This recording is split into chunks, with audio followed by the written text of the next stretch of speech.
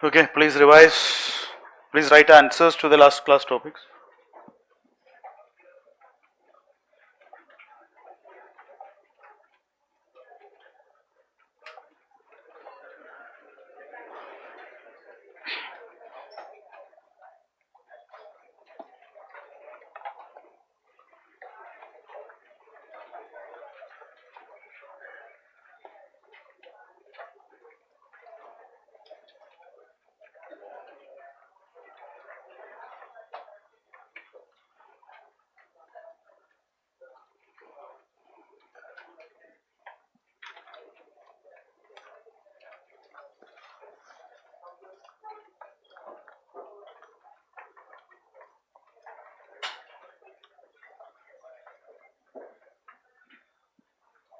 मिला आपको? You got it?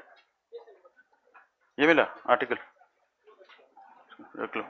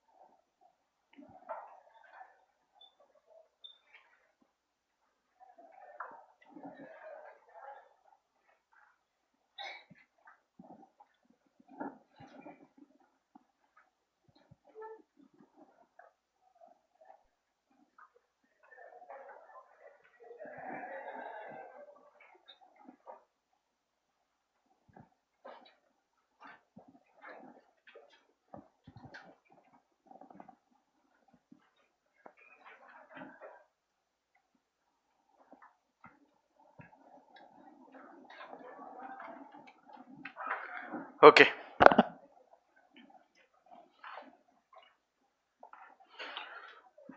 So, first of all, for the first time, I'm seeing everybody very sincerely doing the revision thing.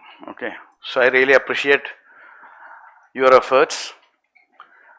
Second, even if you're not able to complete, when you got that particular question paper, that worksheet, try to fill those areas, those questions which you know. Then you can analyze yourself how much time it is taking to fill the answers which you know. It will also get you an idea which are the areas where you are not able to recollect the points, that means where you need more revision.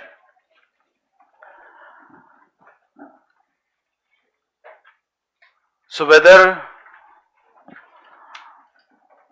offline or online, do this thing systematically, because the moment you are doing something sincerely and systematically, then you will cross the threshold. Means generally students will avoid or try to avoid doing something, and as I said before also, the magic you are looking is in the work you are avoiding. So offline or online doesn't matter, what is important is that you do your work sincerely, systematically, you will cross the threshold just because others are not doing it. So you analyze yourself. I am not collecting any paper, don't worry about that. Okay. But I may collect also, any class. Okay. So that is the first thing. Second, regarding RRT, so I had a brief interaction with a few students to see what is happening with respect to RRT. So one thing it's proposed from your side, means the students whom I met, basically your representatives. So what they suggested is that RRT we are giving now PT questions and mains questions. Before PT classes, once we start PT classes, that is from the month of January, February time, we will shift completely to PT mode. So that time before class, we used to have a set of PT questions, means you need to come half an hour before the class, you need to attempt the test and then the class will start. That is basically the format of PT classes. So same thing is suggested by them regarding RRT. So now onwards the plan is, instead of giving the mains question, means before, this is the mains phase, phase 1, phase 2 is PT phase. So this phase, that is a phase 1, what we will do is we will upload the RRT articles on Monday. On Tuesday you come half an hour before the class, means 11:30 is the class, you come at 11 o'clock, you will get 4 questions, 10 mark each, you write the answers based on the articles uploaded. And then we'll discuss the topics. 11:30 onwards we'll start the class. So please try to come at 11 o'clock, attempt the test RRT questions based on the articles uploaded, because what genuinely, because the students I met is basically they wrote mains, they are into serious preparation. So I welcome, it's not about that whether you wrote mains, it's about seriousness in preparation. So what they recommended or what they suggested is, even most of the students are not, either they are not doing it properly, RRTs, or not even reading that articles, so not able to understand the value of those particular test. So at least you will take half an hour, you just, before coming to the class, 4 articles means it will take how much? Maximum 30 minutes or 40 minutes at the maximum. You spend that 30-40 minutes, read the articles, underline the key points, write a test based on that. The topic will be, the questions will be a bit more from that topic dimension. Write whatever you are able to Right. So come half an hour before the class and do that. Is it okay for you? Because otherwise what is genuinely what they've said and what I felt is also that whenever I am asked what are the RRT topics, or whenever I say something about what is given in the RRTs, most of them not having any idea, because you are not doing it sincerely. So just to use that, improve that value of that, the only mains part is shifted. It will be shifted to Tuesdays before the class. PT questions will be uploaded on Saturday. That is weekly. Sunday PT, you can download the PT questions, that is the MCQ paper, and you can do it. But the mains part will be shifted to Tuesday. Okay? Is it fine? Please tell everybody. कुछ भी कर दो sir.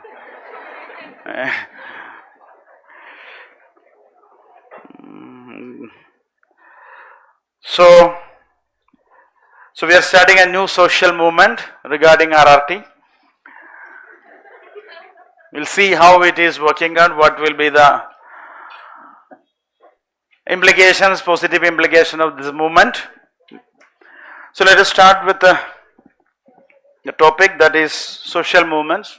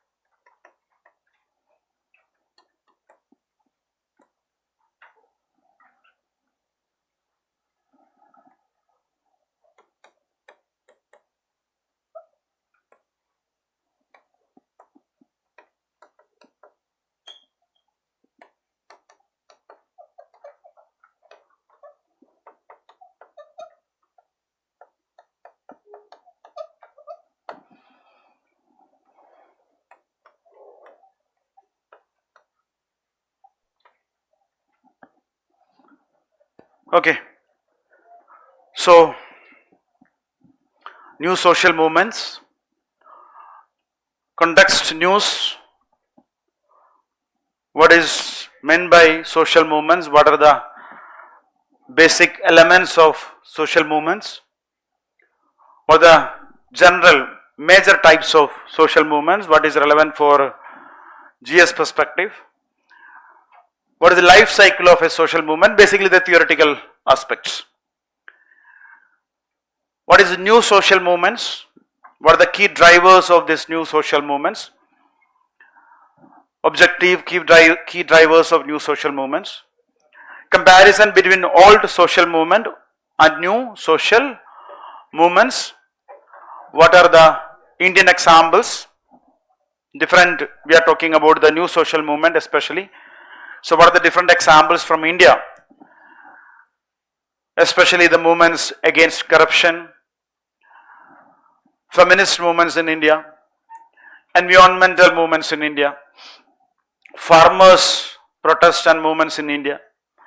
So those kind of Indian examples, or movements for and against reservation, those kind of Indian examples. Challenges to new social movements, external challenges, the challenges coming from the movement itself, internal challenges, and finally, any movement is having a life cycle. So, what are the transitional challenges during this life cycle, and finally, way ahead, way forward. So, the context why we are discussing this topic is especially in the background of the Nepal's Gen Z protest. So these kind of topics, how it will be relevant for India or the movements in our neighborhood, global movements and its implications on India.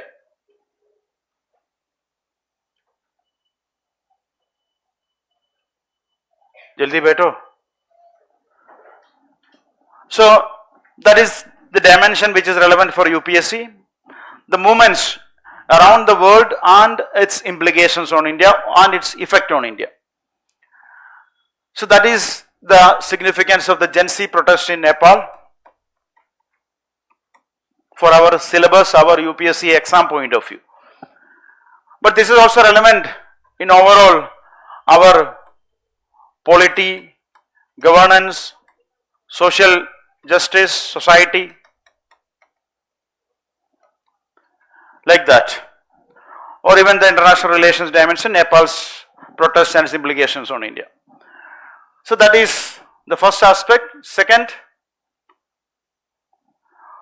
what is the definition? What is the basic idea of social movement? So we generally assume the rights we enjoy.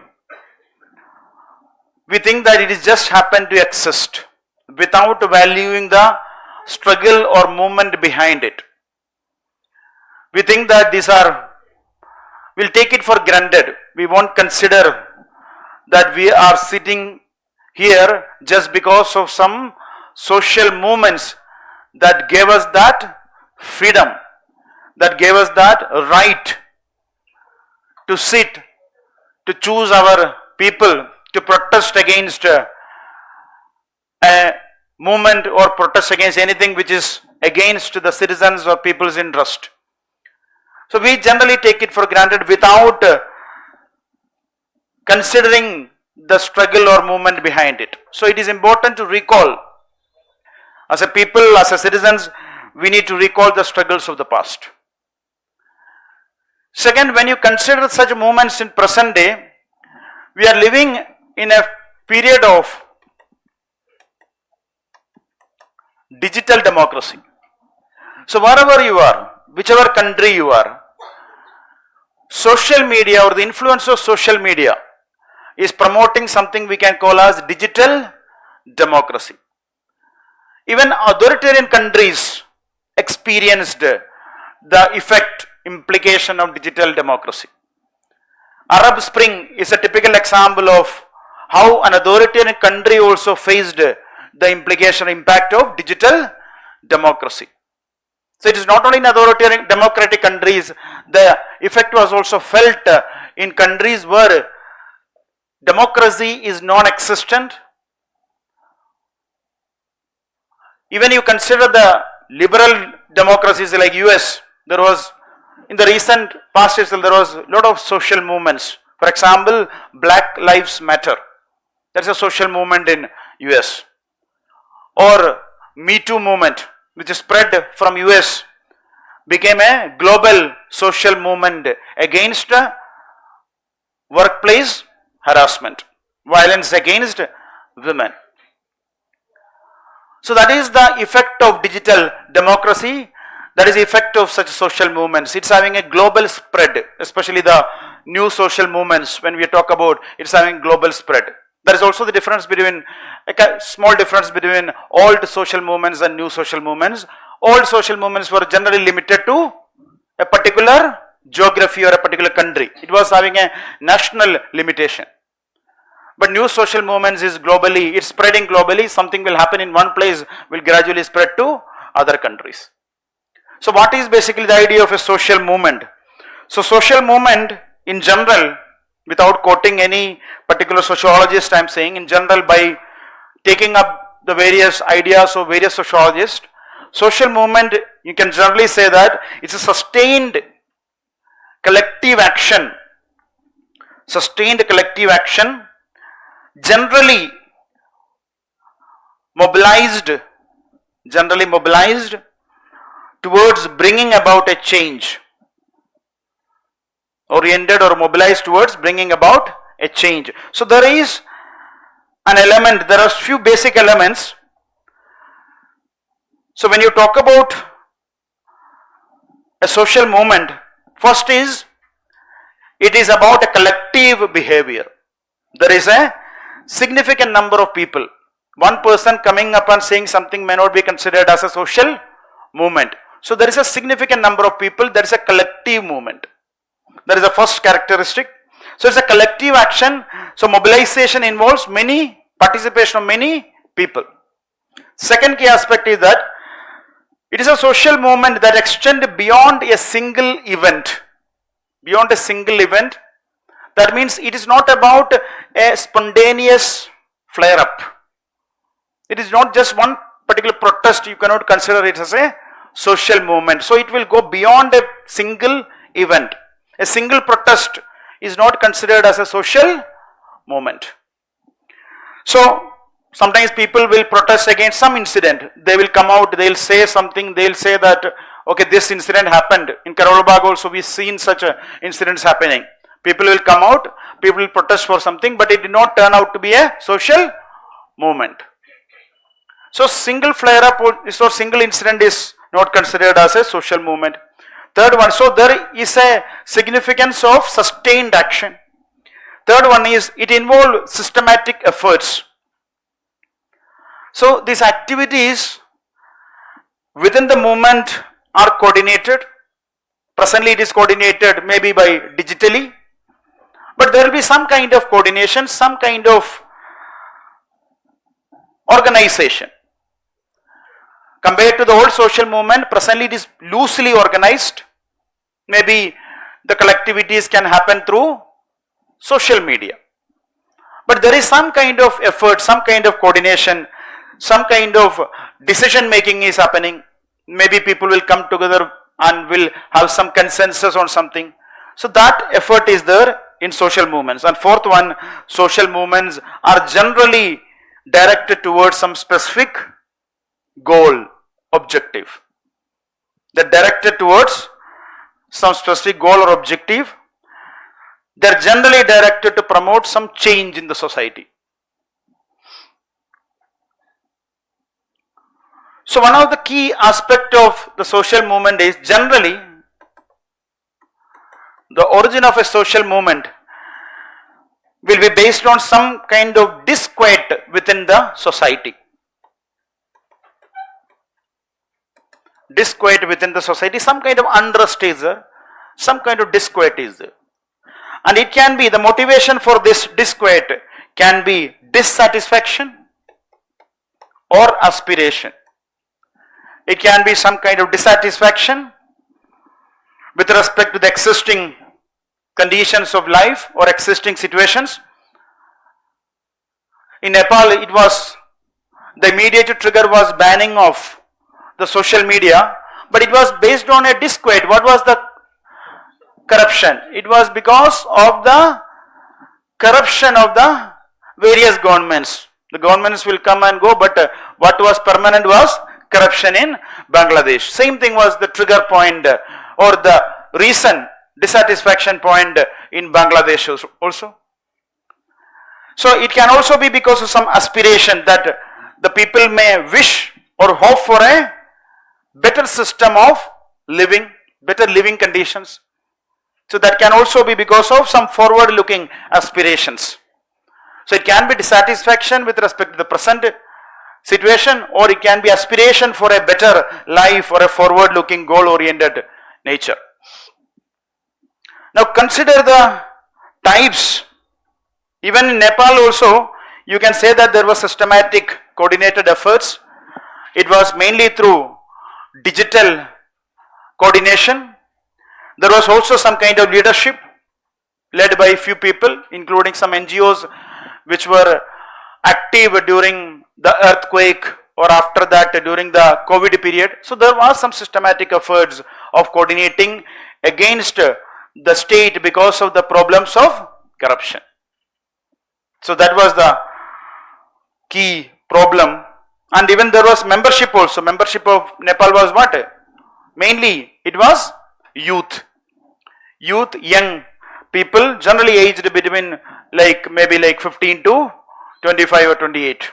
That is a Gen Z population. And there was also some consensus based decisions. Finally they tried to appoint a new prime minister based on consensus. So that is the social movement which culminated in a change of government in Nepal. Now another key aspect is the life cycle of a social movement. So the first stage is basically the emergence stage. That is the first stage.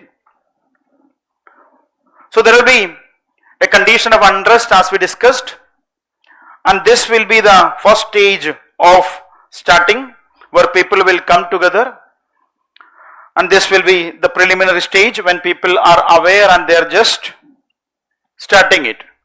Second, this is the first stage. Second is a stage of coalescence.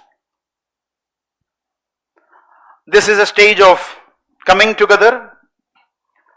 That is the second stage where people will come together, people will join and organize, they publicize, they create awareness among other people. So that is a second stage. Third is institutionalization. Institutionalization means it is now organized. You don't need a grassroots voluntary involvement. Now there is a established organization. It will actually further a particular movement. So institutionalization will happen. It will properly set up as an organization. That was the stage in, for example, Bangladesh. The student protest became properly organized. Now there are also reports that they want to participate in the next elections. That is the institutionalization stage where it is properly organized. It is not a kind of a bottom-up movement, people's voluntary participation. And finally, what is the problem? There will also be, after achieving their initial that change orientation or the goal, what may happen is also decline of social movements. Decline of social movement. So there is a decline stage. So after the success, people may lose interest, and it will gradually, it will be declining because people will also get occupied with other interests. A typical example is the anti-corruption movement of India. It was also institutionalized, but later what happened? The orientation was changed to starting a political party, proper structured political party, that is the institutionalization. But the people who participated, they did not completely shifted to their political party, they lost interest in that particular movement. The movement as such declined, but maybe the political party might have got some kind of success. So that is the case. Emergence, then there is a collectivity, then there is institutionalization, final stage is declining. So that is basically a linear progression with respect to social movement. Now in general, social movement can be, what we need to know, there are 4 types, but what is important is reformist and radical movements. Reformist and radical movements. So reformist movements are basically, they'll try to change through gradual incremental steps. So that is reformist movement. So a typical example in Indian case is, say, right to information topic we discussed, how the movement was there. There was a people's involvement, but it was incremental. There was an involvement of judiciary, then there was an involvement of the then government, then there was an involvement of the people, then there was finally parliament come up with a law. It was not a radical sudden change of bringing a fundamental right to know. So that is reformist movement, gradual incremental steps towards some kind of change in the system. Second one is revolutionary social movements. What is that? A radical transformation. They attempt to radically transform the society. So that is radical social movements.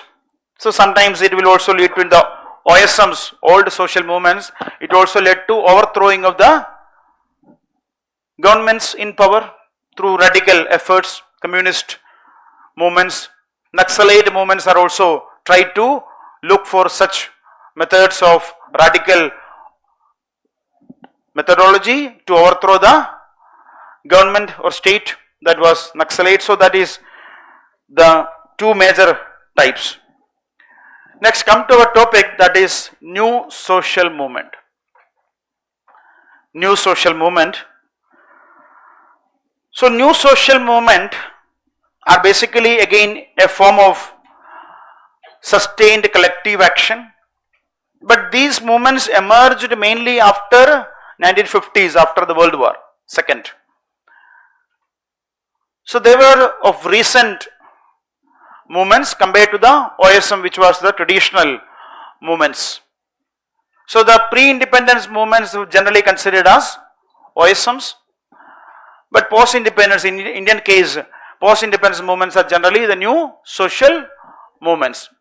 And in Indian case, another key aspect is that you cannot bifurcate completely all movements as new and old. There are a lot of intermixing of both OSMs and NSMs.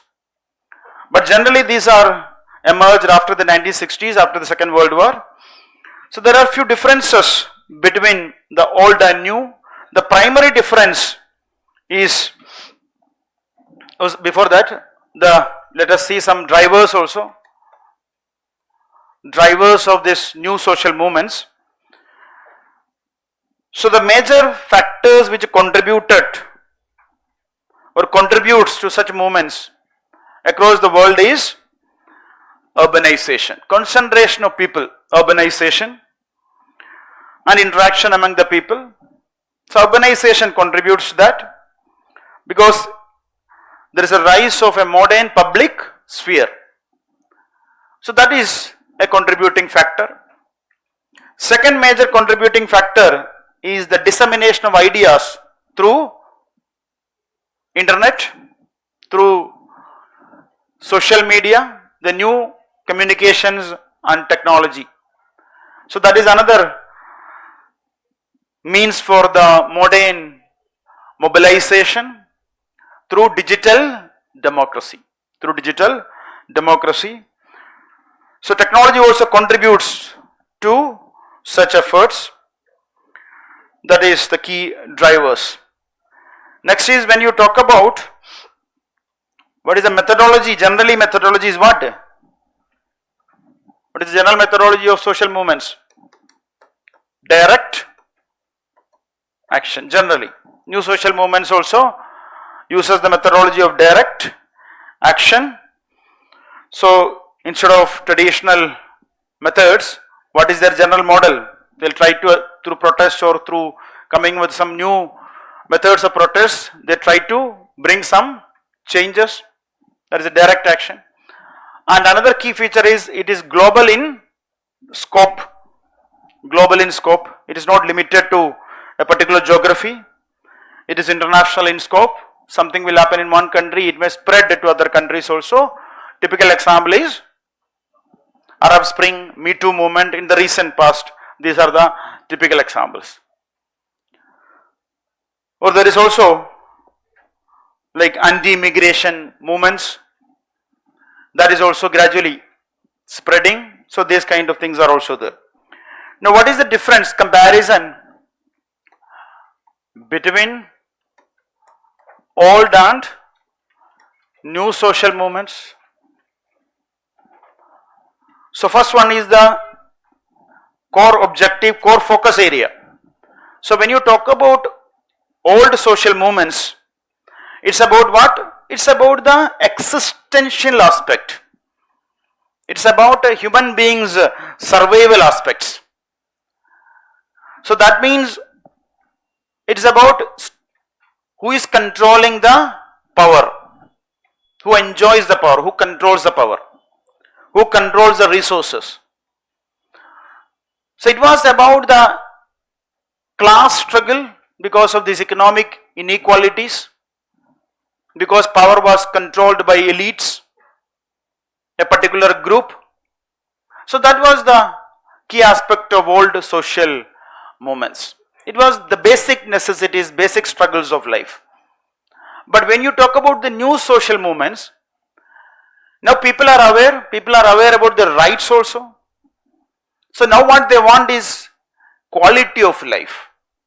They want a better quality of life. They are not just talking about existential aspect, because that is now the rights are there, constitution guarantees that.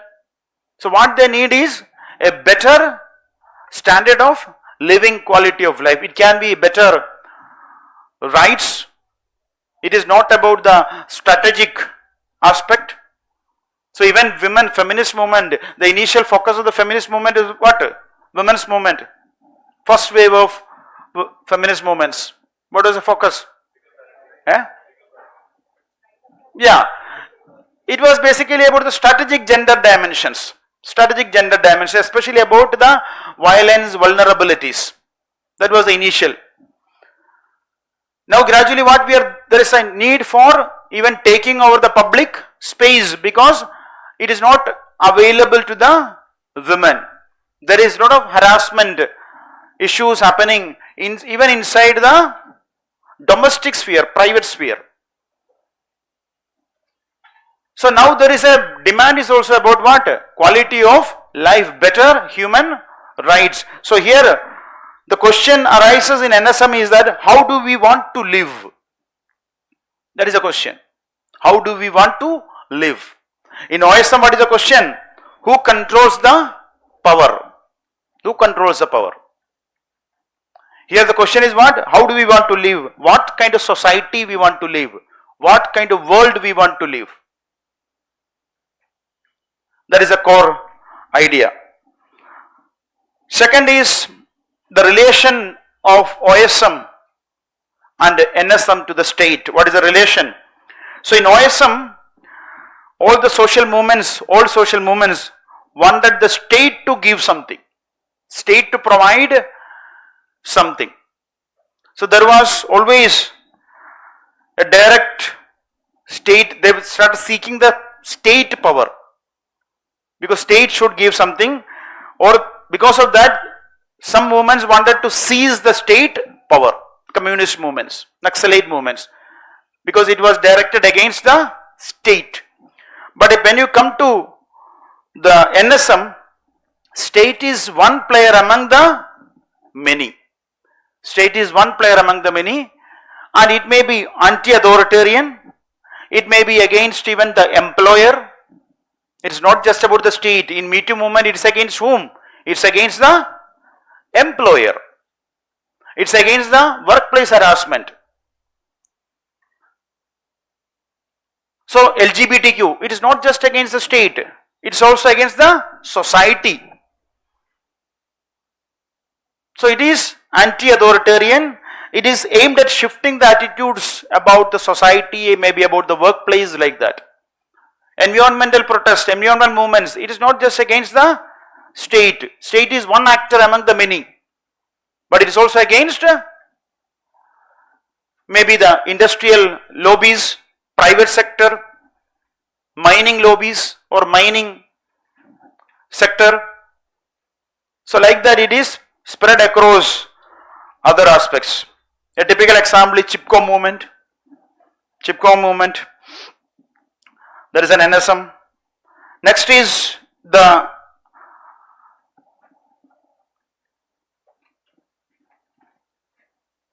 participation, people, mobilization. OSM mostly mobilized based on class-based mobilization. They were mostly mobilized based on class, workers or farmers, peasants. So that was the major mobilizations under OSM. Under NSM, it is multi-class, cross-class.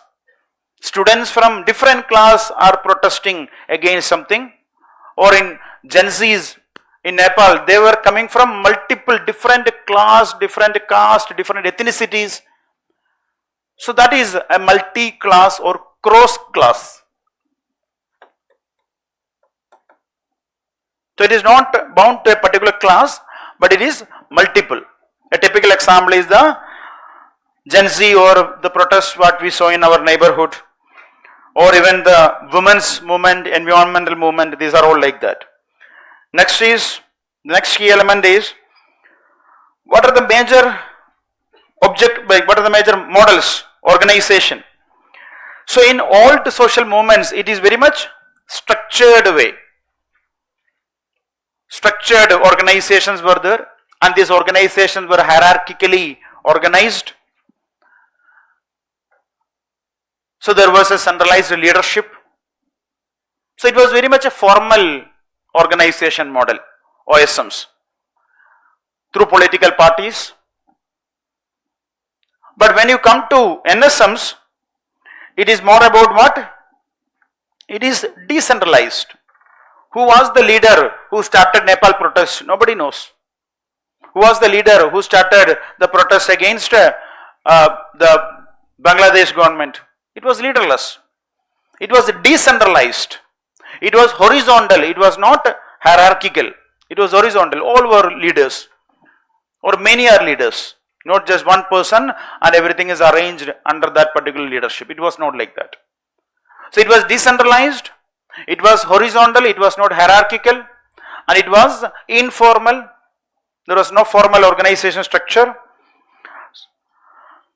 So that is the organization, and the scale of NSMs were mostly national, limited to a particular geography, but the scale of NSMs are global in scope.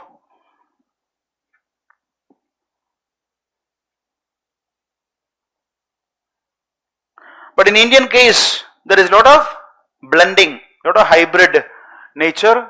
Almost all our major movements, even the recent past, is also shown this blending aspect. Why this blending is happening in Indian case?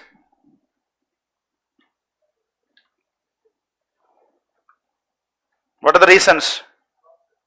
Yeah, main argument is because of the cross-cutting identities that we discussed. Cross-cutting identities, that is a major reason. Intersectionalities, that is a major reason. So these are the differences between the two movements. Next is, in Indian case or generally, what are the challenges?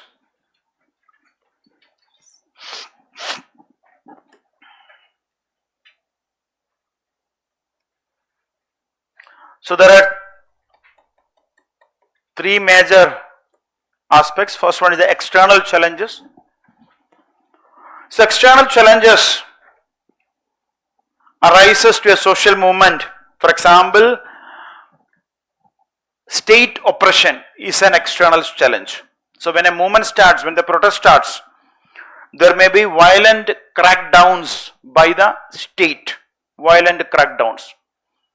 So state oppression is seen in Nepal, seen in Bangladesh in the recent past itself. So such state violence crackdown will happen, or there can also be legal or administrative restrictions like internet shutdowns. So state oppression, which will also affect the life of ordinary people. So internet shutdown or legal administrative crackdown. So use of force or other means by state. Second key problem which affect is, there can also be counter movements which affect a social movement, sometimes which delegitimizes a social movement, counter movement. For example, we discussed the social movements in support of women's social movements. Different waves are there. First wave, second wave, third wave, like that. In Indian case, it was completely different. Even the feminist movement in Indian case, you cannot categorize as per the first, second, third wave, which is generally considered for the feminist movement across the globe. It was different in Indian case. There was a role of state also in Indian feminist movement, 1990s. Even state facilitated feminist movement was there.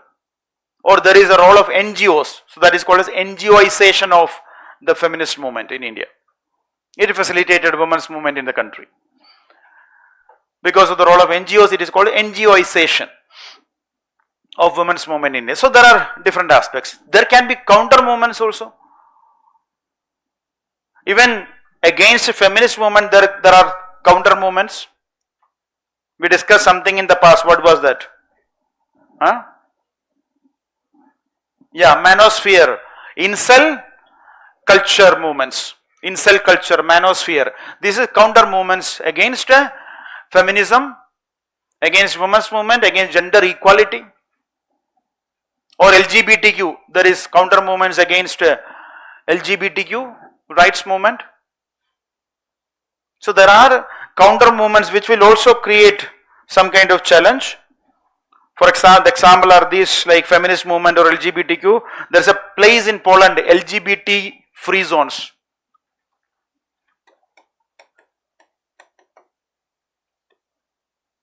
So this was a result of the counter movements, LGBT free zones in Poland. So such things will affect a movement. Another problem for such movement is the infiltration and manipulation. Even during the Nepal, there was a lot of violence and vandalism. And the Gen Z protesters, their argument is that these are carried out by the people who infiltrated into the movement, into the protest. It was not the intention of the original protesters. It was basically done by the infiltrators because their aim was different. So infiltration will, what is the challenge? It will affect the credibility of such movements. It will lead to criminalization of the movement. That is an internal problem, for internal challenge. It will lead to criminalization. It will reduce the legitimacy of such movements. It will lead to credibility crisis of such movements, which will affect the sustainability of movements. Next is media's portrayal. What is the role of media? Media will also sometimes distort the goals by focusing on a particular aspect. For example, now if the media is focusing only on the vandalism without giving voice to the real demands of the people, then it will affect the movement. If they are just keep on showcasing the vandalism or the protest in a negative aspect, then it will affect the movement. Next is internal challenges. Internal challenges arising from their own structure or their own inherent problems. So what are these? One problem with the NSM is lack of a unified ideology is not there. For example, the past OSM, there is always some kind of ideology. It can be democracy, it can be maybe socialism, it can be anti-colonialism. So there can be there was some kind of unified ideology. The present, it is not that it is not there. Many times, many moments, there is a lack of a proper ideology which unites all the people in a movement. All the people, it is a cross class. That itself means there is a lack of unified ideology. Second key aspect is that there is no central leadership. There is no proper leadership. This will lead to what? The problem of organization, or it will fasten the decline. Nobody is there to lead the movement. So in the life cycle, it may speed up the decline stage because of this lack of leaderless movements. That is a challenge. Next is the problem of internal divisions, conflicts arising from internal divisions. because in multi-ethnic societies, the major challenge is handling divergent interest. Handling divergent interest. In Nepal is a multi-ethnic society. So it is difficult to handle divergent interest. After a particular point, everybody's interest will diverge. So it will affect what? It will affect institutionalization. It will speed up what? Decline. Or the problem of criminalization and loss of moral authority. Loss of moral authority, undermining public legitimacy. Further, every protest needs to convert to some kind of change, some kind of success. That transitional period is also challenging. For example, in Nepal's case, what is the problem? The problem is that the present change was unconstitutional. So what is very important in democracy is what? The changes needs to be constitutional changes. Dr. B.R. Ambedkar clearly said that what kind of changes are required? It needs to be what is allowed as per the constitution. You protest, then you bring changes. So that is another problem. Second one is the day after problem. What happens after a movement achieves its initial objectives? What happens after a particular movement achieves some initial objectives, initial goals? For example, initial goal can be resignation of the government. Now government is resigned.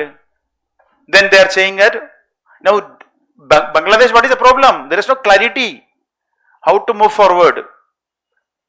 That is another problem because it will bring what? Anarchy. That is also not suitable for a country because no clarity in how to proceed. It is completely unconstitutional. Suddenly somebody is becoming an interim prime minister outside the what is given in the constitution. Now that a non-elected leader is saying that I will conduct the elections after 2 years. He is becoming authoritarian himself. This is a challenge. Day after problem. You got that initial objective, resigned the government. Government resigned. Prime Minister fled the country. But what after that? There is a problem for such movements.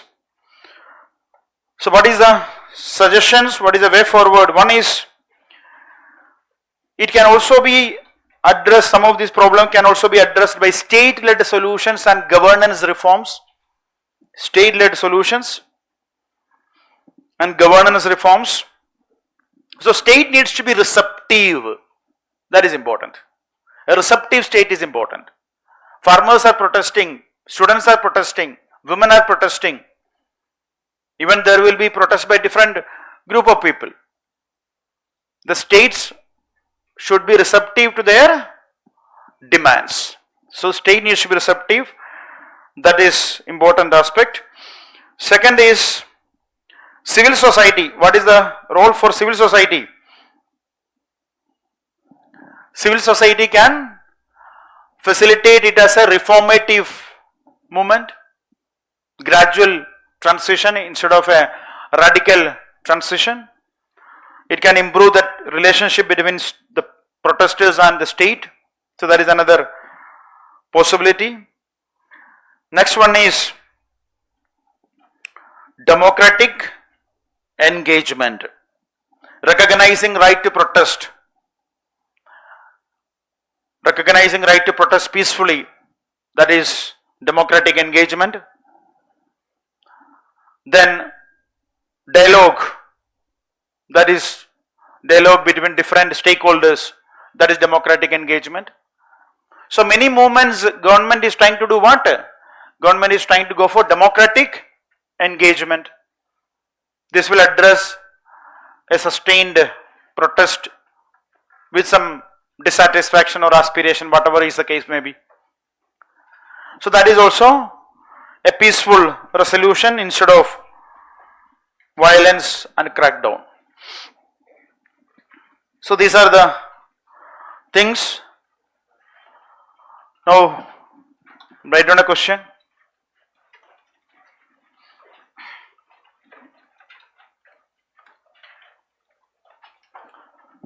While there is a distinction between while there is a distinction between old social movements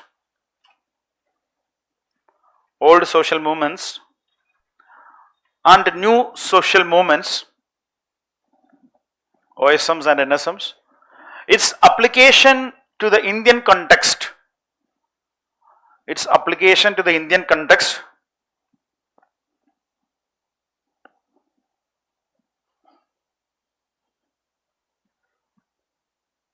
reveals significant overlaps.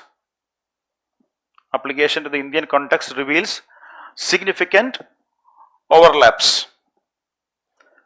In light of this statement,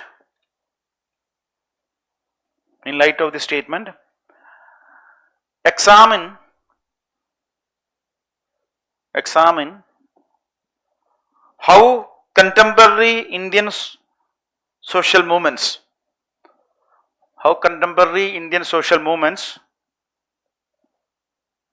simultaneously exhibit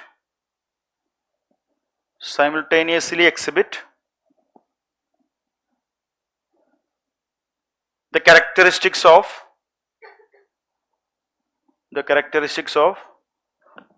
both OSM and NSM.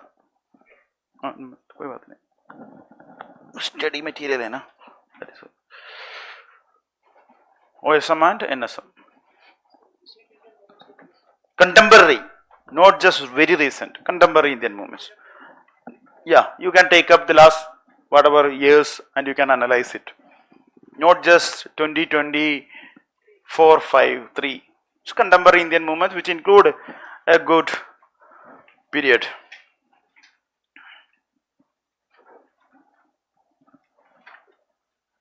Okay.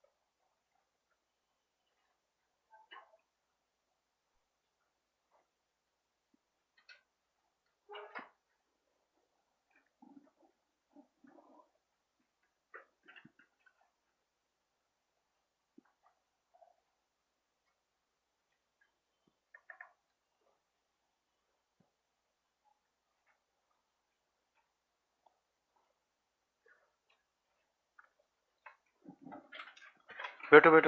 Please sit. Don't need to come. You just tell that you done. You can sit there.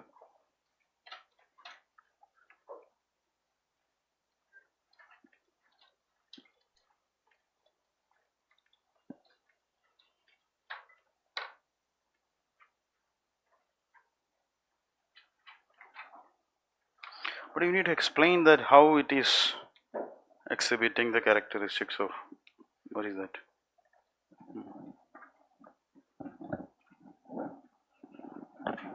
Bus. Okay.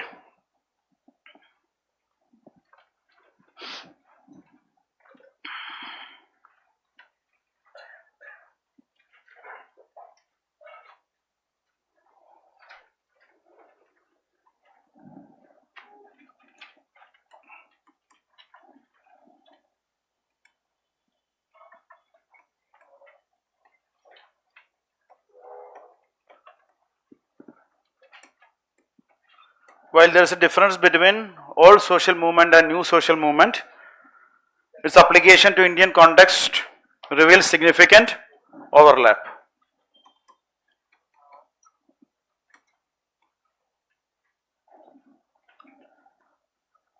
Second part, in light of this statement, examine how these movements exhibit contemporary movements.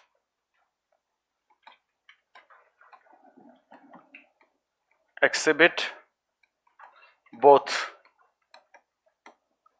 characteristics of both. How many of you completed this particular answer? Okay, good.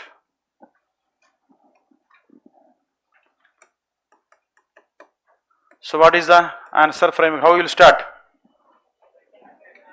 You can talk about what is a social movement and some basic elements of a social movement.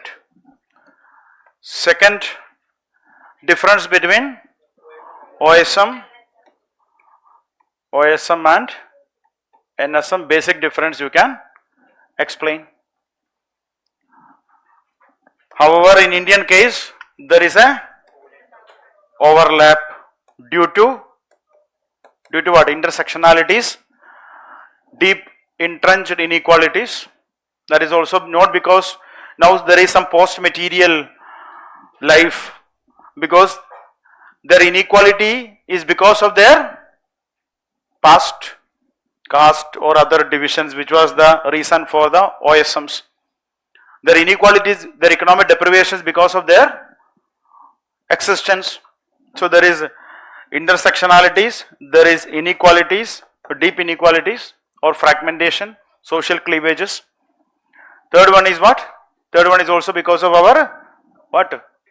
Legacy, freedom struggle, yeah, historical aspect or legacy of freedom struggle. So there will always be a mix of what is the legacy of freedom struggle? OSM. Yeah, that is legacy of freedom struggle. So you mentioned that this is the reason for overlapping. Now you need to explain it. For example, movements, environment movement. How it explain OSM and NSM. What is OSM aspect? It is considered as a movement for what? Movement for their rights. Rights like forest produce, that culminated to FRA, but forest produce. But it is also in NSM. What is the NSM? Ecological dimension.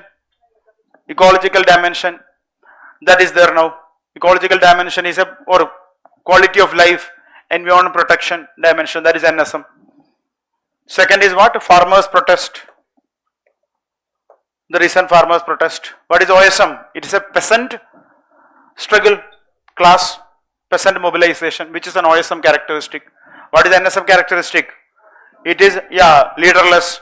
It is not by any political party. It was digitally mobilized. There was urban participation. Third one is anti-corruption. What is OSM characteristic? It was against state. It was against the state. State is perceived to be corrupt. So it was against state. What is NSM characteristic? Again, yeah, role of urbanization, role of communication technology, new social media, how it was mobilized for this particular cause. Okay. Then what else? Women's movement. Women's movement, what is that? What is the problem? OSM. Still there is strategic gender violations. Still there is patriarchy, still there is such problems. What is the new aspect? Rights, bodily autonomy, or rights for public spaces. Eh? Yeah, you can mention those things. So you talk about 4-5 examples, 4-5 contemporary movements.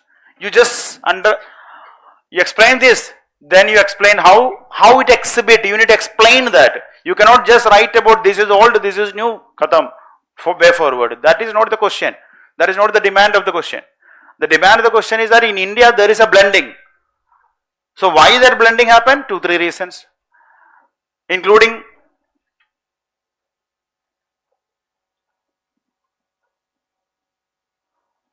please don't talk. So why that happens? Plus second aspect is what?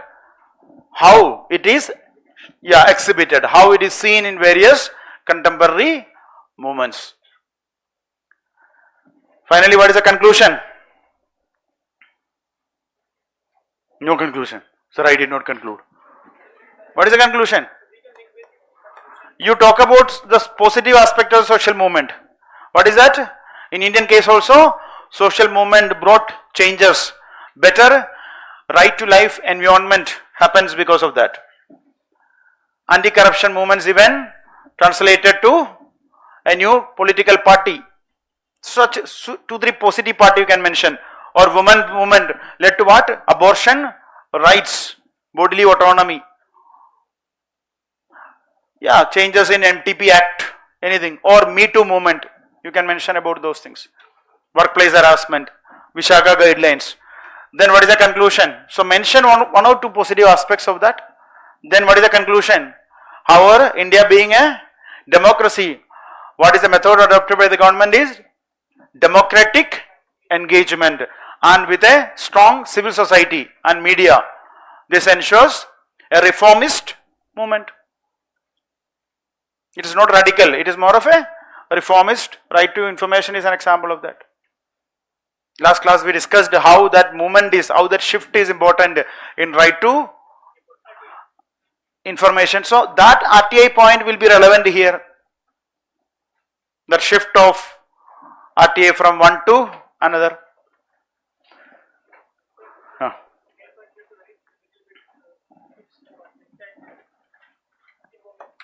You don't need to. It is basically about explain this thing. So you can talk about the positive aspects and conclude. It is more about the overall new social movements. Hanji. That is the first thing we discussed now. It is because of the intersectionalities. It is because of the legacy. Even if a new movement is having a legacy of what? Our freedom struggle. So that is the reason why there is a mixing up of old and new. The same thing like Satyagraha, all those things are now also followed in our new movements.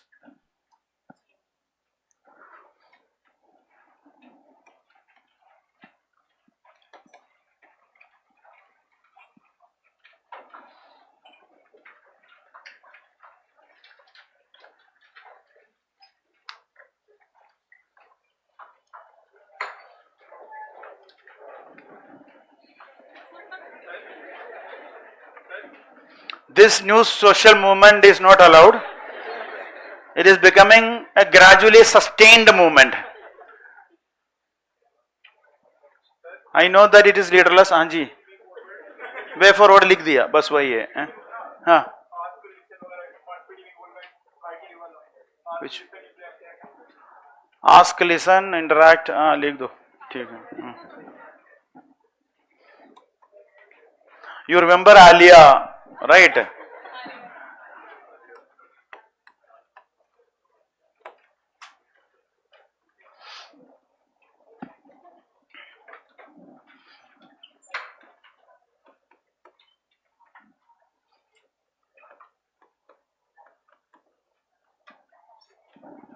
Please don't talk. How much you will talk? If you people are locked in a cave, and if somebody comes and open it after 25 years, they'll be still talking.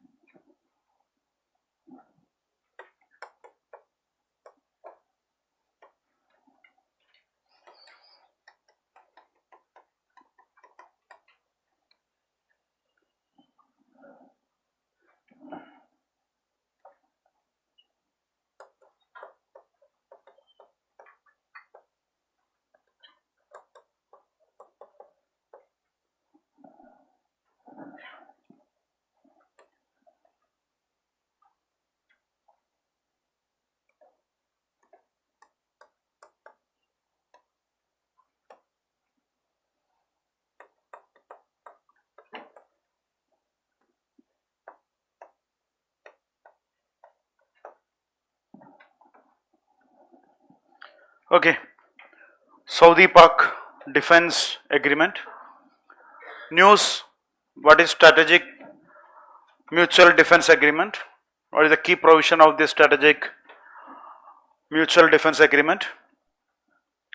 Just a timeline of Saudi-Pak ties, just to understand the present status, so that you can counter the arguments. Motivation for Kingdom of Saudi Arabia and motivation for Pakistan.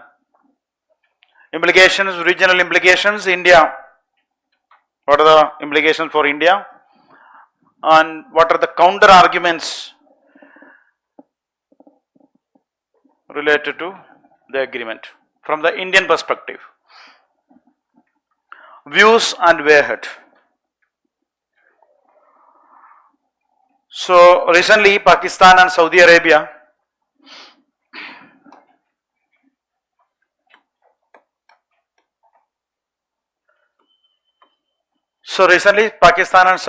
signed a defense.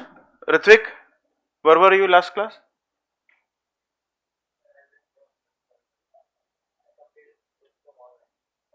Completed? I'll ask questions today. Can I ask questions last class? Okay, so what we are discussing?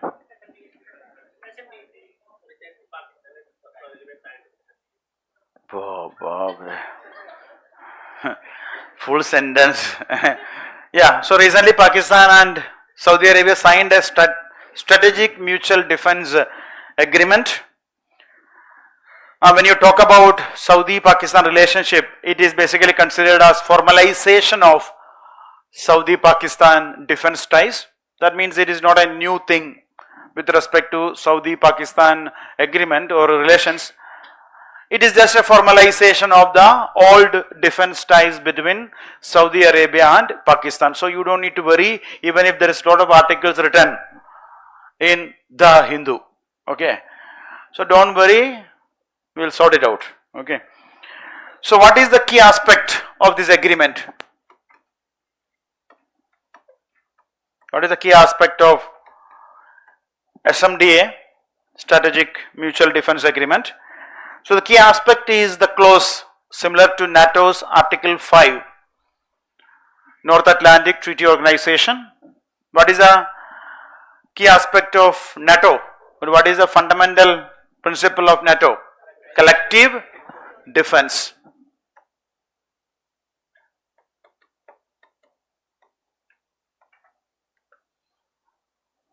Collective defense. So similar to NATO's Article 5, there is a clause in SMDA which basically meant that an attack on one is an attack on all.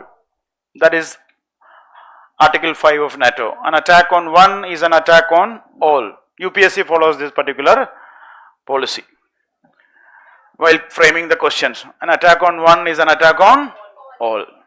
That is color. So you need to take collective defense.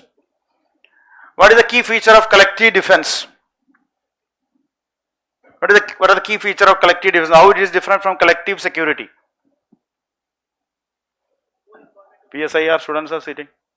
Enlighten me with the difference between collective defense and collective security. Now there is no PSIR students. Suddenly everybody will migrate from one optional to another. The moment question comes, no sir, I shifted to sociology.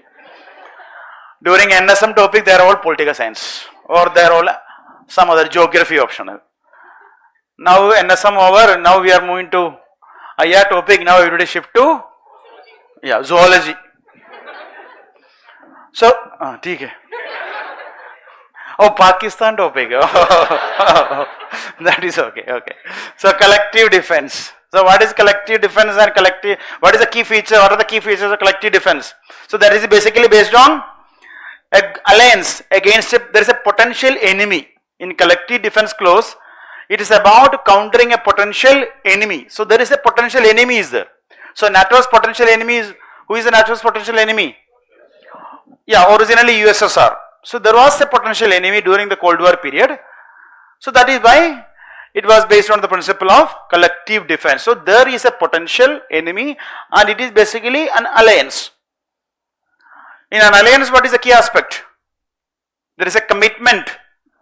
Commitment is there in an alliance. You cannot say that this I will do strategic balancing. You need to commit to that. Third key aspect is it is exclusionary in nature. It is exclusionary. Means membership is limited to a group of countries which are seeing that as a potential enemy. Membership is limited to the countries which sees that particular country as a potential enemy. So membership is exclusionary because there is a need of a shared interest. And there is always a military obligation, commitment to military resources.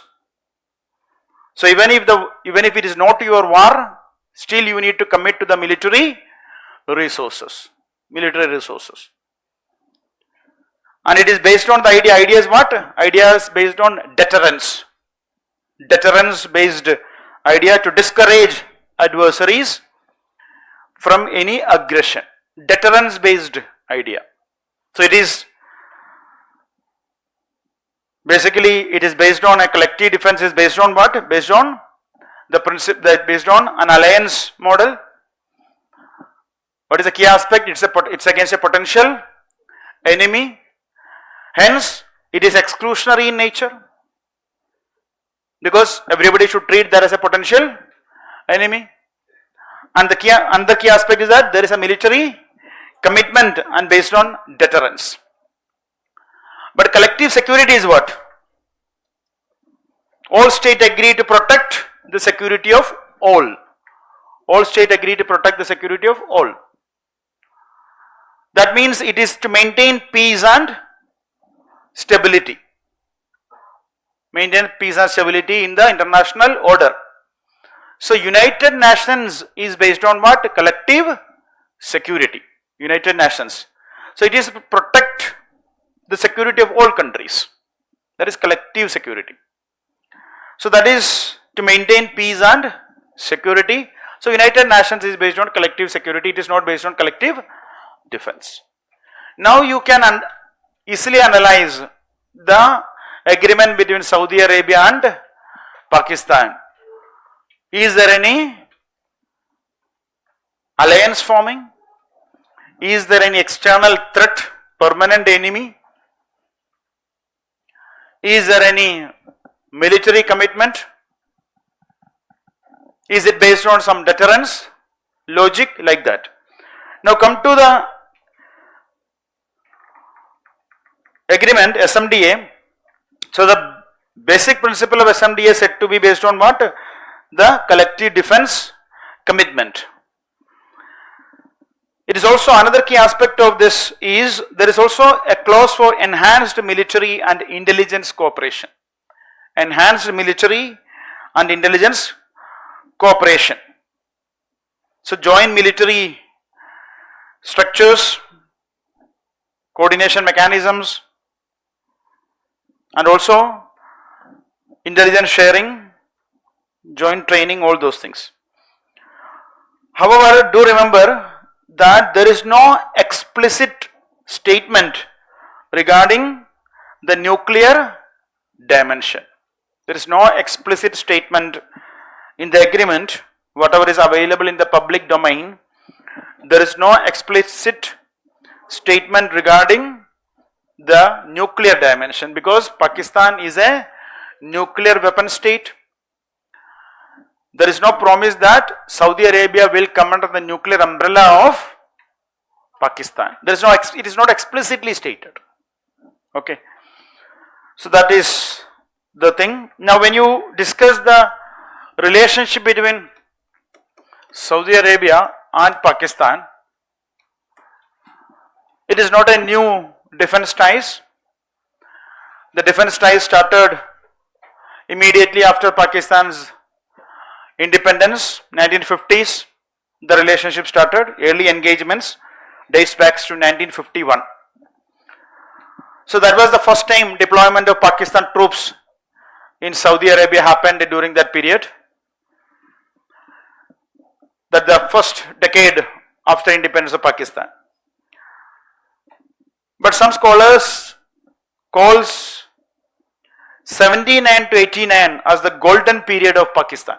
79 to 89 as the golden period of defense ties between Saudi Arabia and Pakistan, because the defense ties deepened during this period.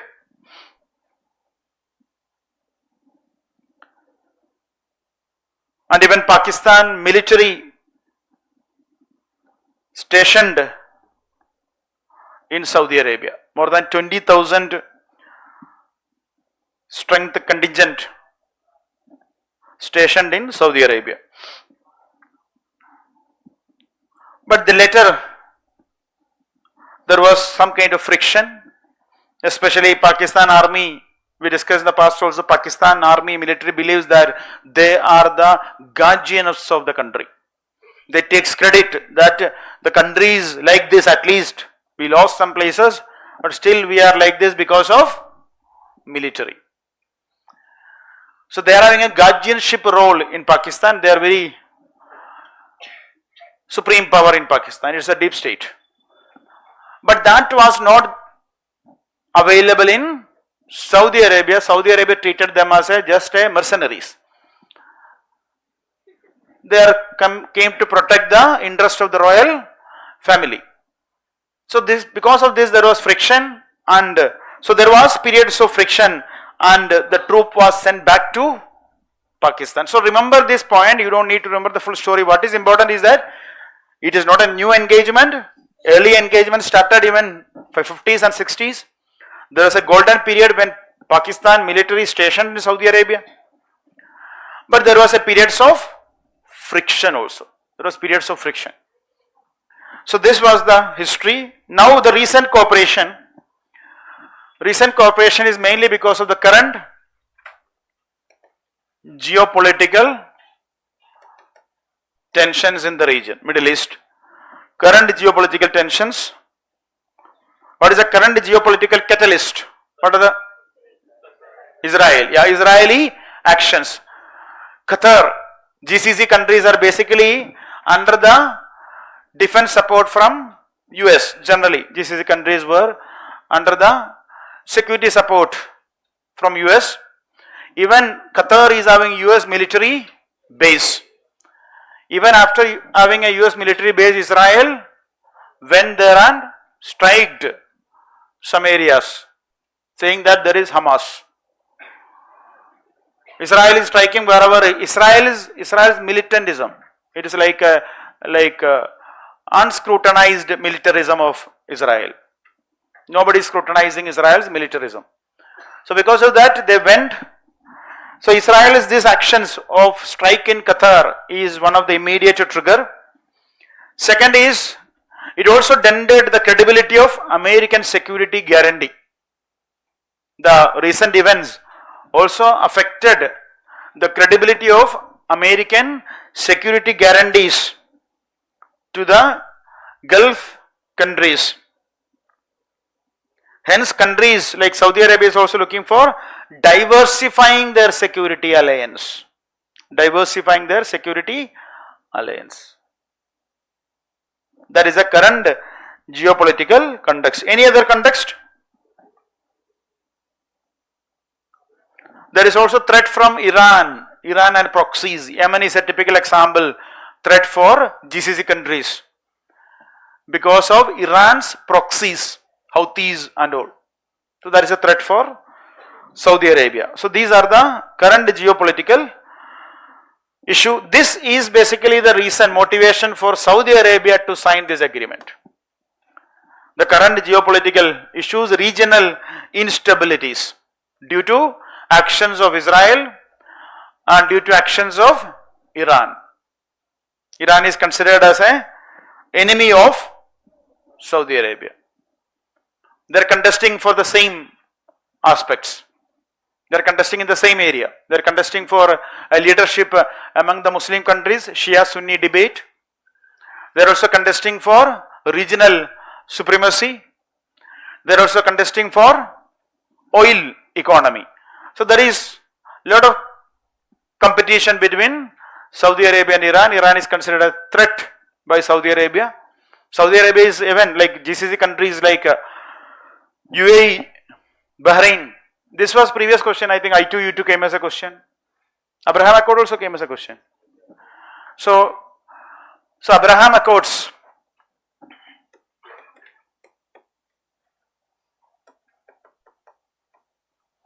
Abraham Accords was signed between Israel, UAE, Bahrain, etc. What was the intention? What was the objective of this particular agreement? To establish diplomatic ties with Israel. Means Arab countries are okay to establish diplomatic ties with Israel because of the concern of Iran. So Iran is considered as a major challenge. So there is a regional instability. That is a first motivation for Saudi Arabia, Kingdom of Saudi Arabia. Second motivation is the US unreliability, erosion of trust. Even when 2019, when Iran attacked Saudi's oil installations, when Iran's proxies attacked Saudi's oil installations, US did not support Saudi Arabia. And with this Israel recent strikes, they also started looking for other options. Next one is, hence what Saudi Arabia want, this will be, there is no problem, right? So what Saudi Arabia want? Saudi Arabia is looking for strategic hedging. It wants some kind of insurance, some kind of protection. That is the reason for Saudi Arabia. It wants some kind of what? Some kind of hedging, some kind of protection, some kind of insurance against these challenges. Next is for Pakistan. For Pakistan, what are the reasons? Pakistan, first one is what? Pakistan is looking for economic stabilization. Economic stabilization. It is looking for economic stabilization. So presently Pakistan's economy is in a dire crisis. It need what? It need financial support from wealthy countries. So one possibility is that it can expect a significant financial support from countries like Saudi Arabia. It can also expect a significant oil import from Saudi Arabia. So this is required for Pakistan's struggling economy. Struggling economy. So that is one key aspect. Second is the strategic and military advantages for Pakistan. What is the strategic advantage? Pakistan is thinking that Pakistan's role will be elevated. Pakistan's role will be elevated as a key security provider in West Asia. Key security provider in West Asia. Even some scholars are calling this SMDA as Arab NATO or Islamic NATO.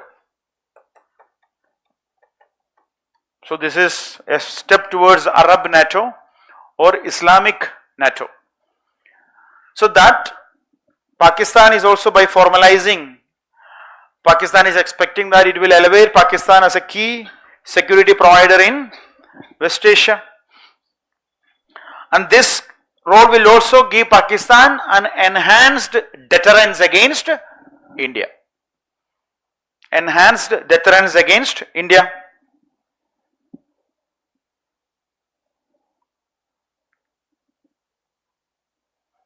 So that is the key strategic military advantage for Pakistan. So thereby Pakistan will get some diplomatic leverage in case of some confrontation with India.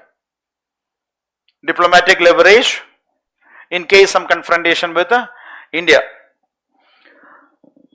Plus there is also a possibility that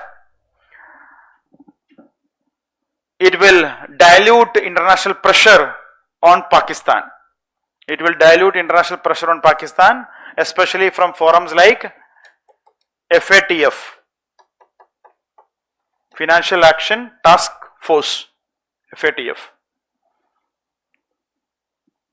So Pakistan is presently removed from the grey list, but still Pakistan is vulnerable to be back into grey list. So by forming strong allies and positioning Pakistan as a pan-Islamic security provider, it is expecting such advantages. Next is implications.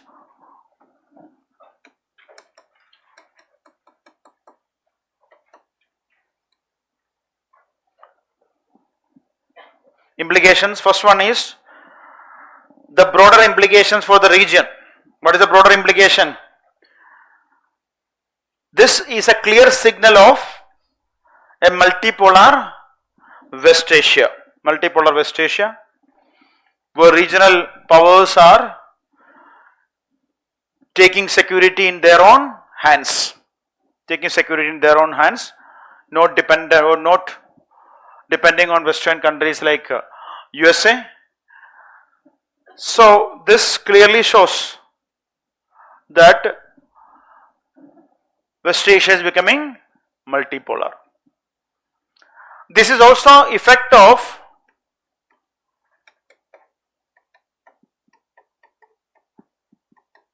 the deprioritization of Persian Gulf by US. US deprioritization of Persian Gulf.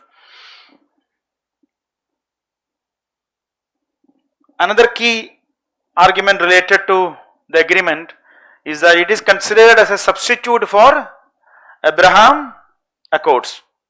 Saudi Arabia is not part of Abraham Accords, but without Saudi support, UAE and Bahrain may not sign the agreement because Saudi is the major player. So Saudi did not sign openly, but there was also, according to various experts, they are of the view that Saudi might have negotiated with the US for a deal to sign the Abraham Accords. It did not work out, and now Israel is at war with Palestine. So because of that, it is considered as a alternative to Abraham Accords, whereby Pakistan is giving some military shield to Saudi Arabia. Next is Israel's unchecked militarism. That is what we discussed. Israel's unchecked militarism, including its operations in other countries like Lebanon, Iran, Qatar, Syria, all its neighboring countries Israel is attacking. Next is India. What are the implications for India?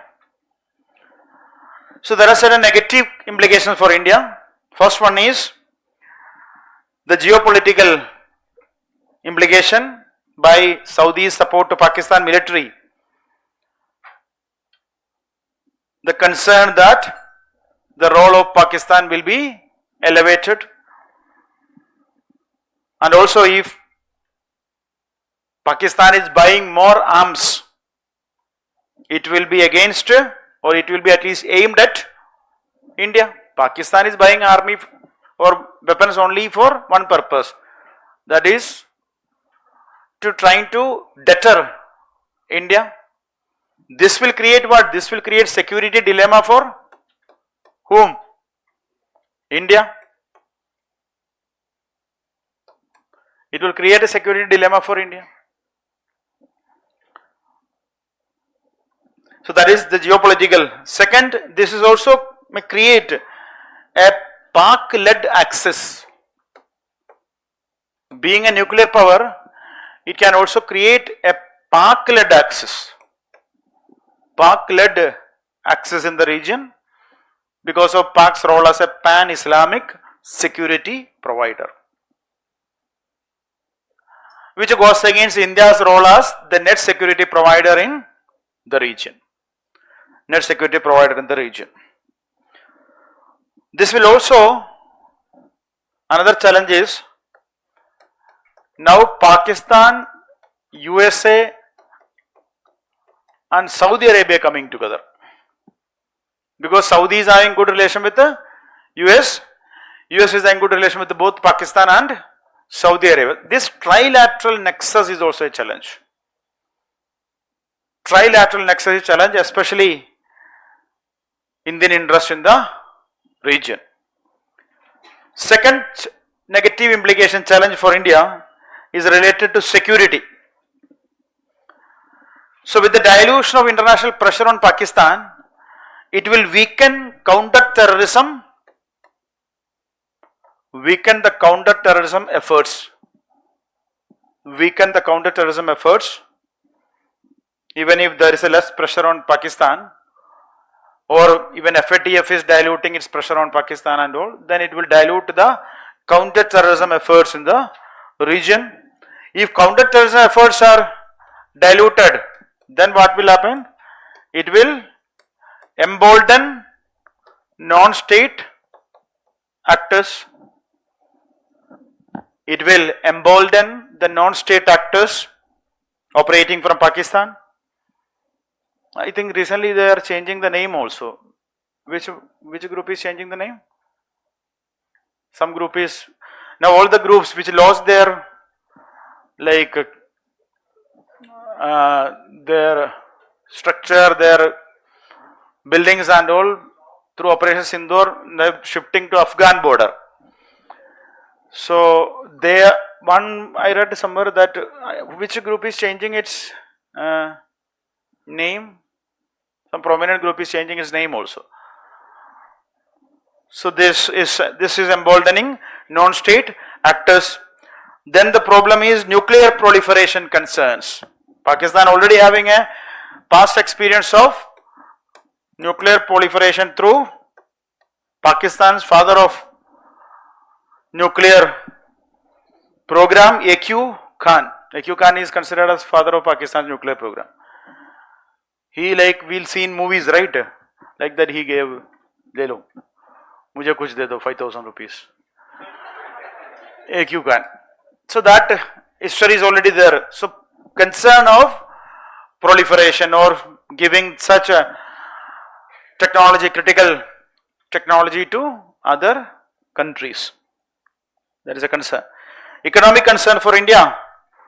Mainly the problem is uncertainty with respect to connectivity projects like IMEC.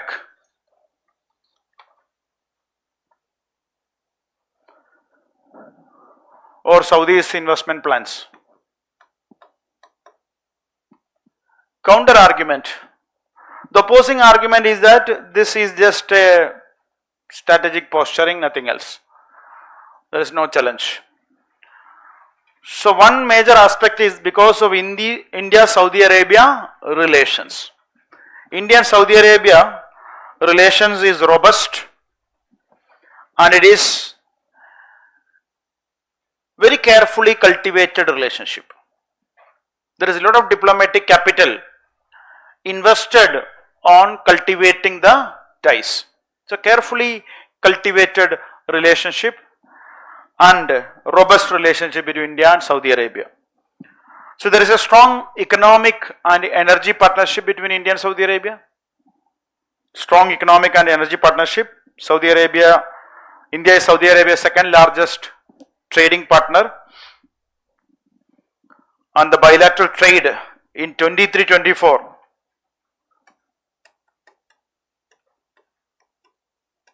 is around $42 billion.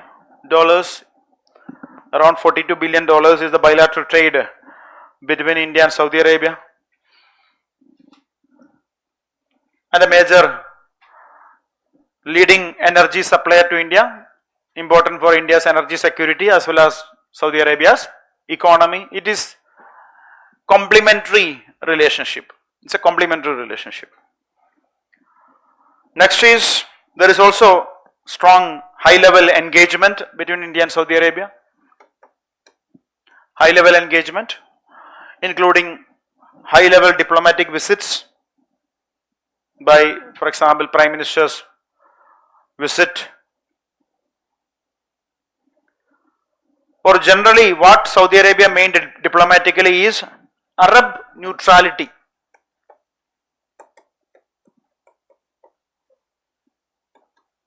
Arab neutrality in India-Pakistan issues. Saudi Arabia maintained a neutrality in India-Pakistan issues. Even some, like in the recent Pahalgam terror attack, Saudi condemned the Pahalgam terror attack. So that is the level of diplomatic ties. Next is diaspora. So there is around 3 million Indian expatriates working in Saudi Arabia. So it is one of the largest diaspora in the country. So that is the compared to other diaspora, Indian diaspora is generally preferred for competence and non-interference. Still Trump is raising the H-1B visa. So generally Indian diaspora is considered as competent and non-interferent compared to other diasporas in the country. In every country, Indian diaspora is having the positive aspect of competent and non-interferent. But what is the problem? Problem is like for example what America is doing. But anyway, that is not a problem. Those who are planning to migrating immediately, oh yeah, I need to go. Land of dreams. Okay. So these are the things. Fine. Then another key aspect is that China-Pakistan relationship. China-Pakistan relationship is all weather, not fair weather relationship. It is all weather relationship. All weather relationship, not fair weather relationship. So what is the key aspect of this? China is having its own interest. China don't want the US and Pakistan taking over the region. So China is having its own interest. China don't want US, Pakistan, this kind of trilateral nexus happening in the region. So China will ensure that Pakistan, Saudi Arabia is not deepening the ties. Because to protect China's interest. So that is one possibility. Another possibility is the asymmetrical intentions of the countries. What is asymmetrical intentions of Saudi Arabia and Pakistan? What is the intention of Saudi Arabia? What is the intention of Pakistan? Asymmetrical intentions. What are the intentions? Saudi don't want Pakistan to go with Iran. That is Saudi's one major interest. Saudi don't want Pakistan to tilt towards Iran. And what is Pakistan's interest? Pakistan's interest is majorly about Saudi's money. So there is a lot of asymmetrical investment, asymmetrical intentions, and it is not that Saudi will fight or Pakistan will fight for Saudi Arabia against Iran or Yemen. That is not going to happen. Similarly, it is not that Saudi will fight with Pakistan against India. Not going to happen. That foolishness Saudi Arabia won't do, Pakistan may do also, but Saudi Arabia may not do. Okay, so that asymmetry is there. And then there is a history of neutrality of Saudi Arabia. And inherent limitations. What is the inherent limitation? There is not an active military grouping. It is not an active military grouping.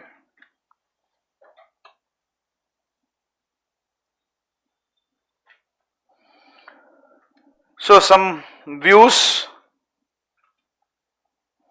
Way forward is what? Way forward is practice strategic patience. What is strategic patience? Deliberately maintaining silence. That is strategic patience. Deliberately maintaining silence or deliberately refraining from any adversarial comments. So that is strategic patience. Calculated restraint. That is strategic patience. So you don't need to say anything, even if media says something. India already said what was the official reply from Indian side. We clearly said that with respect to the deal, we were always in the loop of this discussion. That was the India's official thing. India is not much concerned. Scholars will write. That is only things. That is why some question also will come. So next is what are the steps? So reviews. First view is that it is more a political signal of solidarity than an unconditional war guarantee. So it is just a political signal, not a unconditional war guarantee like a NATO's commitment. So it is a political signal. So it is not much operational aspect, but more of symbolism. Next is regional powers are recalibrating. Why regional powers are recalibrating? Because of the US deprioritization or US unreliability, resulting to what problem or what situation? Multipolar West Asia. Multipolar West Asia. Another key view is that Pakistan's underlying weakness. What is that? Pakistan is considered as a basket case. Why? Because of its economic instabilities, macroeconomic instabilities of Pakistan. It is dependent on bailouts or money from other countries. So there is an inherent instability of Pakistan. That is why it is called as a basket case. But what is the problem? It is a basket case with a nuclear arms. That is a challenge. Why? The problem of a failed state having a nuclear weapon is a concern. Failed state having a nuclear weapon. So it is unlike other countries which are also basket case. Many poor countries in Africa are considered as basket state, but here the problem is what? It's a country with a nuclear arms which will give its a leverage. That is a situation. So you cannot completely neglect such a country. So that's it. Wait on a question.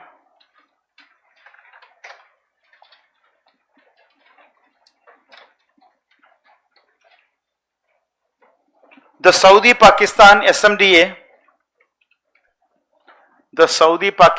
SMDA, presents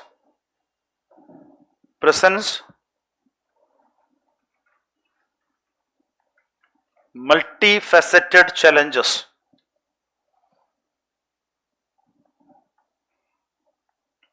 Multifaceted challenges for India's interest. Critically discuss.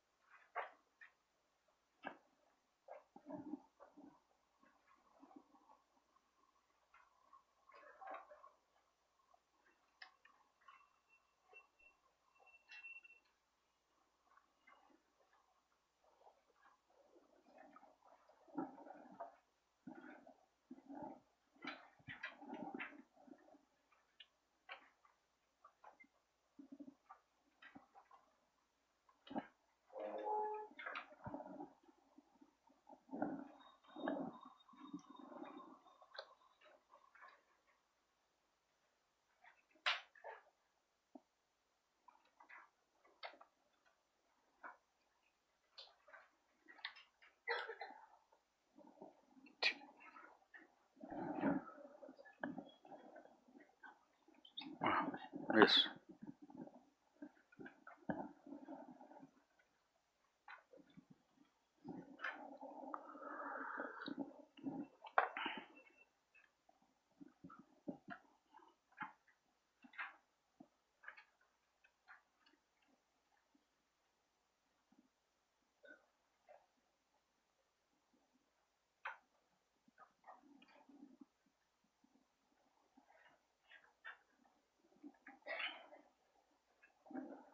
By 2.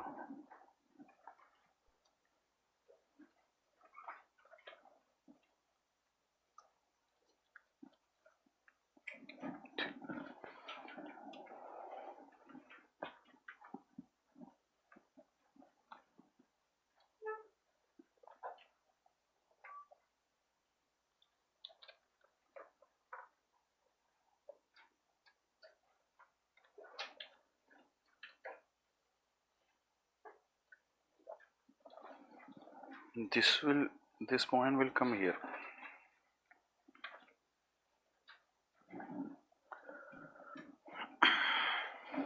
Pass.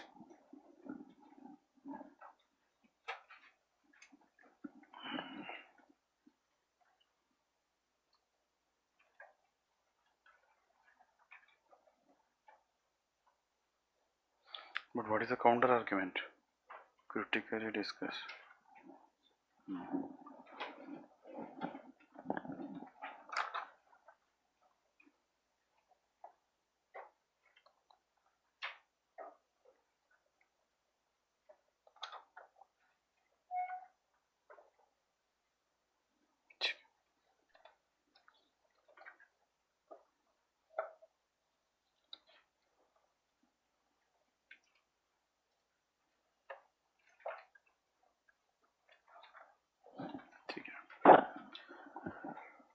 Okay.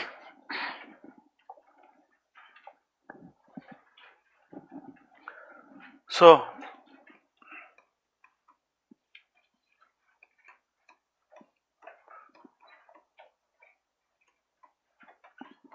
Saudi Pak SMDA ants challenges for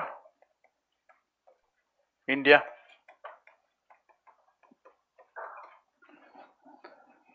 Critically discuss.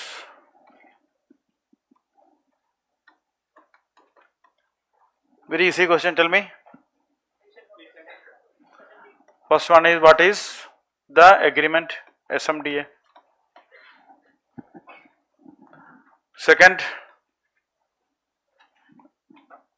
the motivation for Saudi Arabia and Pakistan. Negative implication for India. However, there is nothing to worry. There is, instead of, don't write positive, mitigating factors. Because IR, when you are countering, you should counter as per the topic. Okay. So here you can write about the challenges. However, there are mitigating factors. That is a critical discuss part. Then you talk about the way forward. The only thing what is need to be added is a map. So you just draw the map.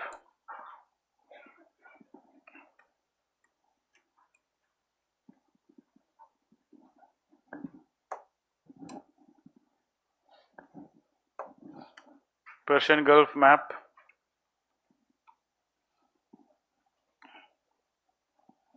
So this is Afghanistan, this is Pakistan.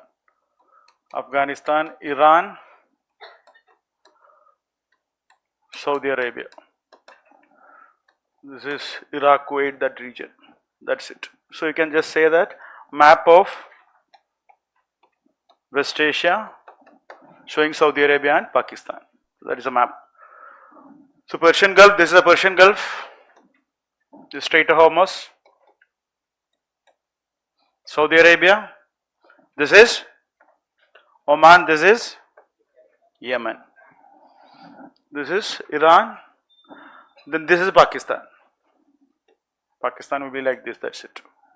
Then comes Above that, Afghanistan is there. You can draw the map. It won't take more than 10 seconds. That's it. If you are not drawing for the first time, if you are drawing for the first time, it will take full day. So practice that. Persian Gulf is always useful for both PT and mains. Practice it. It will be useful.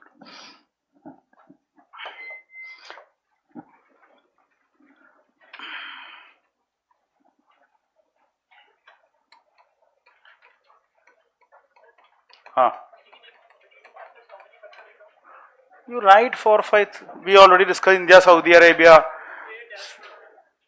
India, Saudi Arabia main heading. Under that you can talk 2-3 points. Then you talk about the other mitigating factors. It is inherently problematic. There is asymmetric intentions for Saudi Arabia and Pakistan. China's role in mitigating the Pakistan deepening with the US and Saudi Arabia.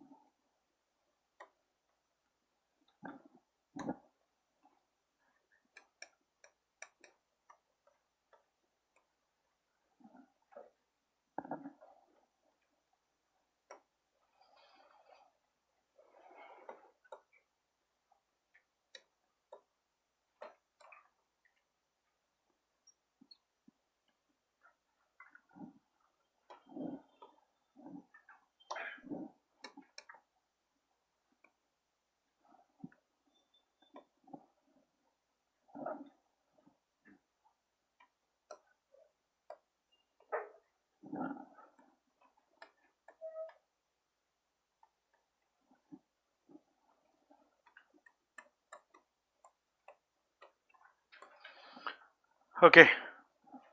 Domestic Violence Act, news, context, data, reports, constitutional dimension,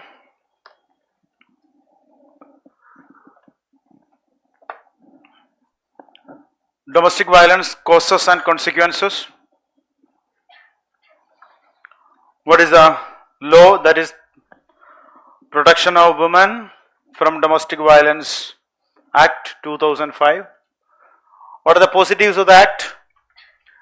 A recent judgment related to IPC 498A, or presently it is called as Section 85 of BNS.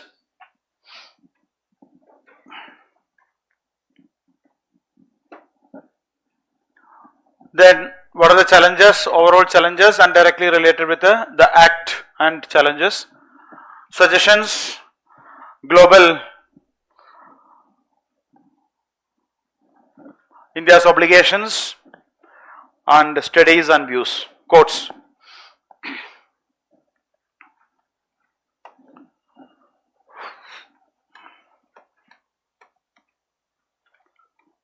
So there are two aspects to this topic. First one is 2 decades of Domestic Violence Act 2005. That is one context. Second is the recent Supreme Court judgment endorsing Allahabad High Court judgment regarding section 498A of IPC, or now the same wordings is given in section 85 of Bharatiya Nyaya Sanhita.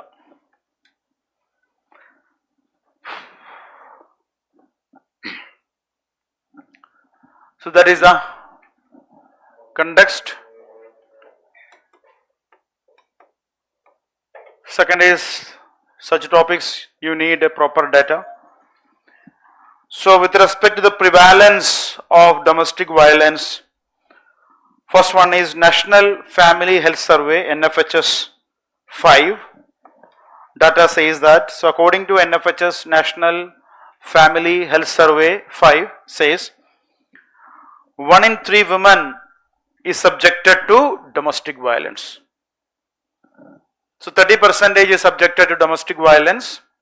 That is what government data says. And also another key aspect what NFHS found is that 1/3 of women faced physical violence since age 15.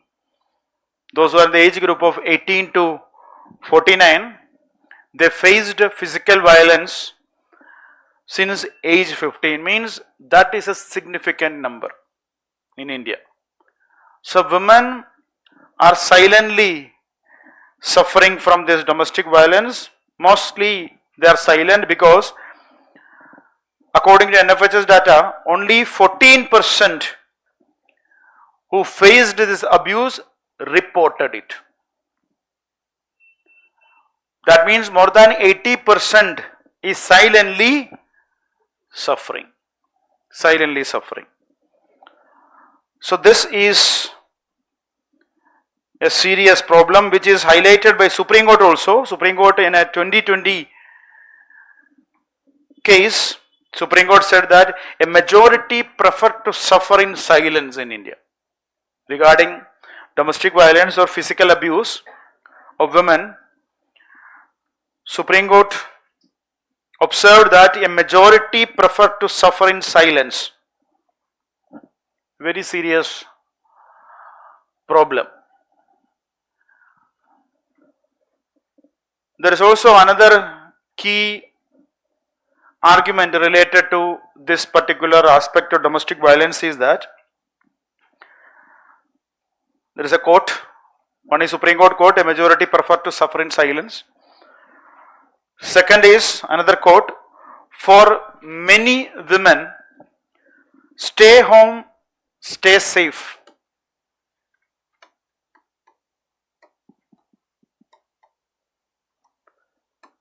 Stay home, stay safe means nothing. Nothing. As safe and home are not synonymous.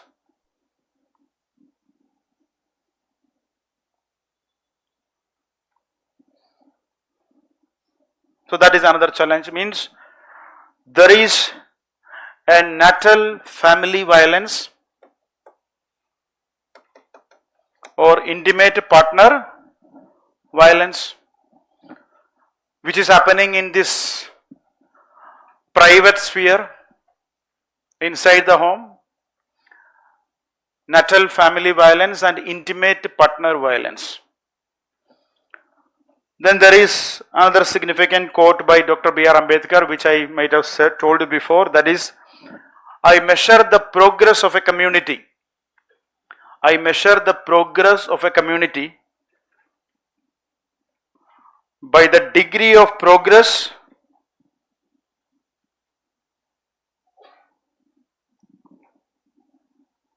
which women have achieved.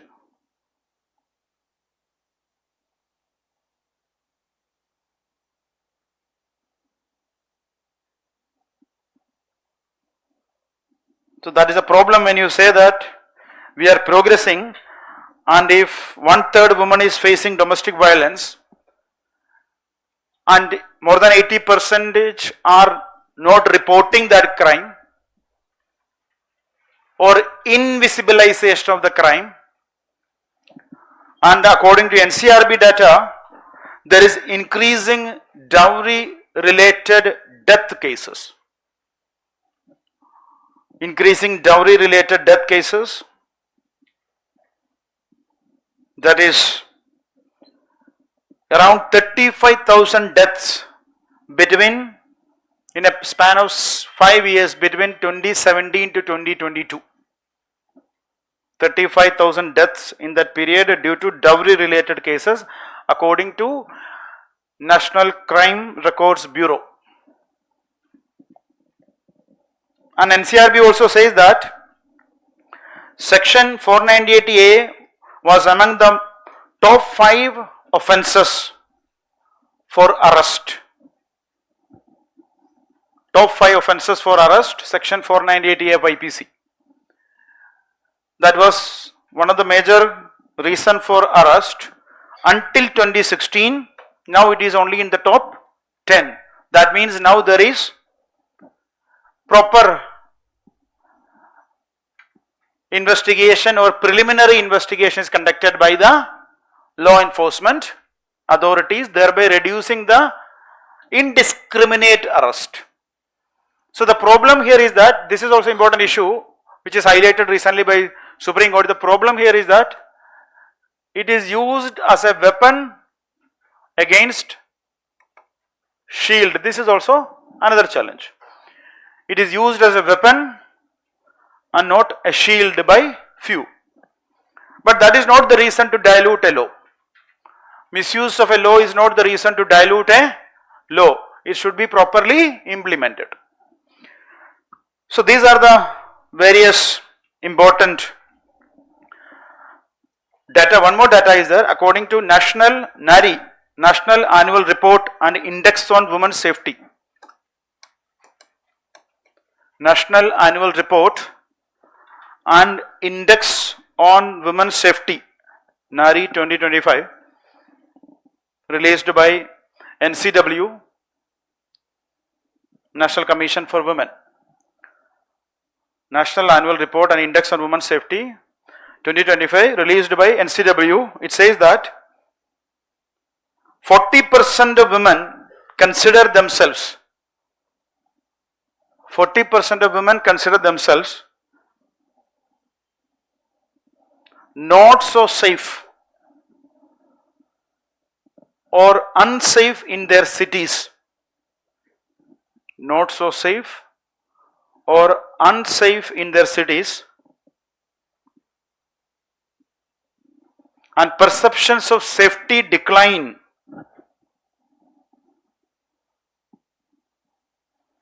Perceptions of safety decline sharply after dark. So this is the NSM point we discussed, new social movement. It is about what? Capturing the public spaces because of the problem of unsafe. How many in this particular class feels that the city you are living is not so safe or unsafe? Men also think so. Okay. Okay. The question was basically, I withdraw that question. Okay. So these are some data which clearly shows about the prevalence of this particular domestic violence, the invisibilization aspect, underreporting aspect, another key data. Third key data is the dowry related problem still happening in this country according to NCRB data. Then the weapon versus shield problem of section 498A of IPC or section 85 of BNS, and also the safety, which is a key aspect for what? Why this data is also not only NSM, what are the other use of this data? Economic participation of women. Female labor force participation depends on what? The safety aspect. So safety is also important to increase the overall economic contribution of women or increase the female labor force participation. So there also that NARI data will be useful. Next is Another key aspect related to the constitutional dimension. So, violence and inequality, gender inequality are in direct conflict with the constitutional principles, constitutional guarantees. What are the constitutional guarantees? Article 14 of the Constitution, right to equality. Article 15 says that no discrimination on the basis of sex. Article 21 talks about the right to live with a dignity. Right to live with the dignity. Article 21. There is also obligations for the state under DPSPs. DPSPs under like Article 39D, equal pay for equal work, or 42 which talks about just and humane conditions of work, like that. So there are fundamental rights protections. There are safeguards available under the Constitution. There are states' obligations to protect or to treat equally, to ensure gender equality, but still there is issue of gender discrimination or violence. So what are the causes?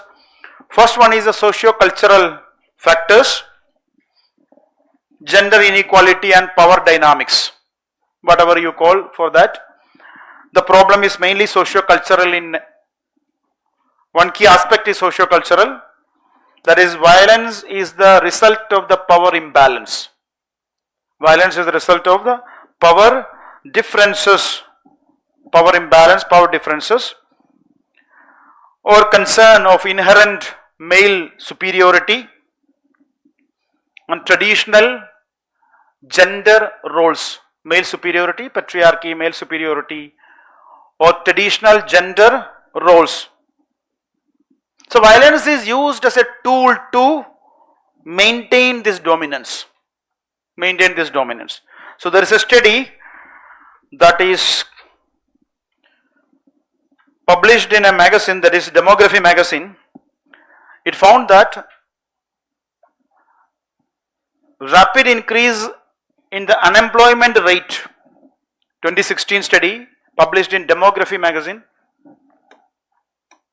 2016 study, it found that rapid increase in the unemployment rate during Great Recession increased men's controlling behavior towards partners. Rapid increase in the unemployment rate. That is a study which say that rapid increase in the unemployment rate increased men's controlling behavior. That shows the problem of male dominance. Even if they lose job, they are not ready to lose the dominance. So that is one major issue, socio-cultural aspects, whatever you call for that name, but this is because of the power imbalance. Next is another key aspect is the economic factors, resource-based factors.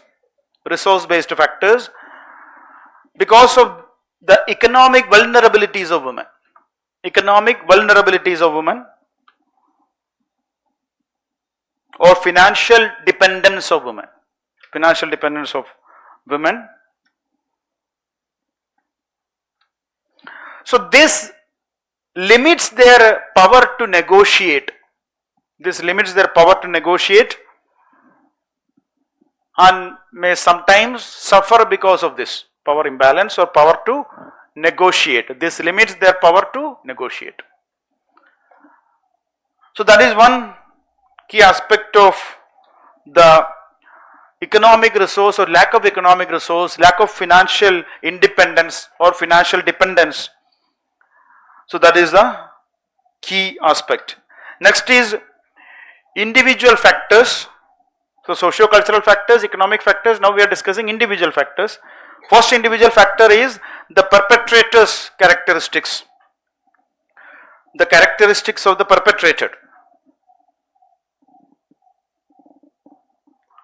So the perpetrators influenced by the social learning. Social learning. What is the social learning? He is exposed to such dominance, such violence at his home. He has seen that while growing up. He sees that male masculinity is required, it is accepted, it is normalized. So this normalization starts from where? Starts from the family, because he has seen that social learning happened for him. Or that social masculinity, because of what he has seen from his home. Another key characteristic of the perpetrator may be because of the substance abuse. Substance abuse, that is also a triggering factor. Alcohol, other narcotics. Next is the attitudinal factors, psychological factors, mental disorders or the violent behavior, all those things.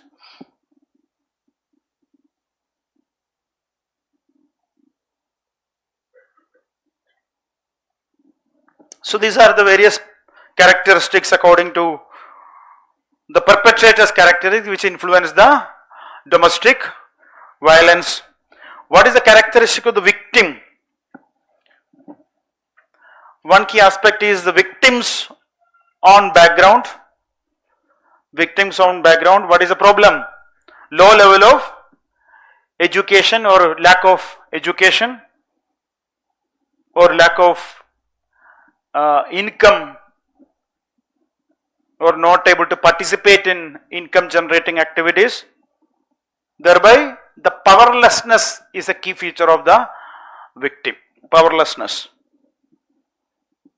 So victim generally, if the victim, if she is highly educated, if she is having a proper job, then it will be a bit different in the case of such a victim. That doesn't mean that is not happening, but it will be different. So that is major characteristics. And the attitude towards violence, victim's attitude towards violence. What is the problem? The acceptance and normalization is there among the victims also. That is a problem, because they are not challenging it, because they also had a social learning. What is the social learning? They have seen that in their house, so they think that this is how life. That is a problem. So perpetrator characteristic is also a problematic feature. There is a very good article written by Manu Joseph. Who is Manu Joseph?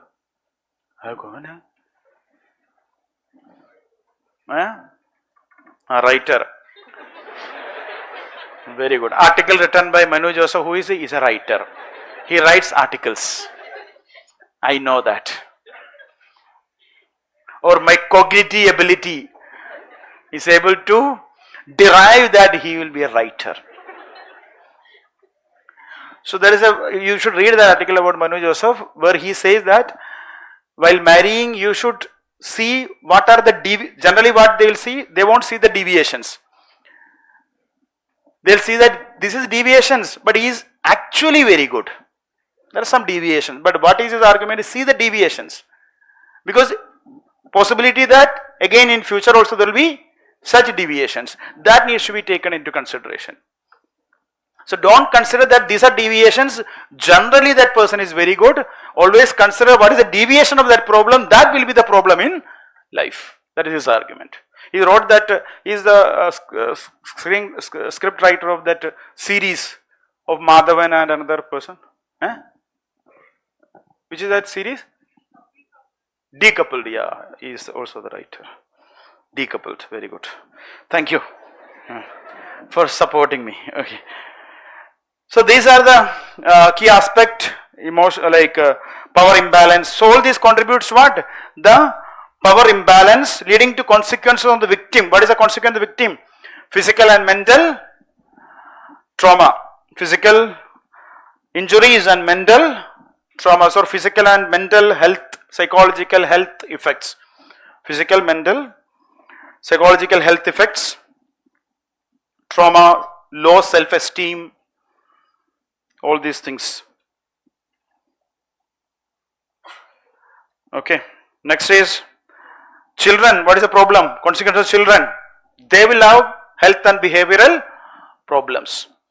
They will also, the children who witness violence often exhibit their own behavioral problems. And they will also internalize such behavior. That is a point we discussed. They will internalize such behavior and also externalize what? Externalize aggression.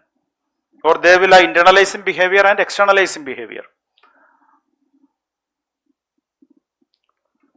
Externalize behavior like disobedience, aggression.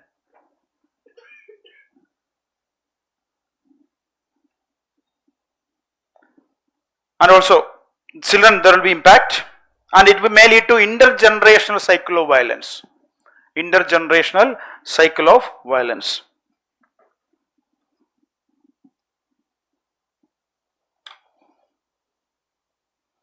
And there is all a broader societal consequence. What are the broader societal consequences?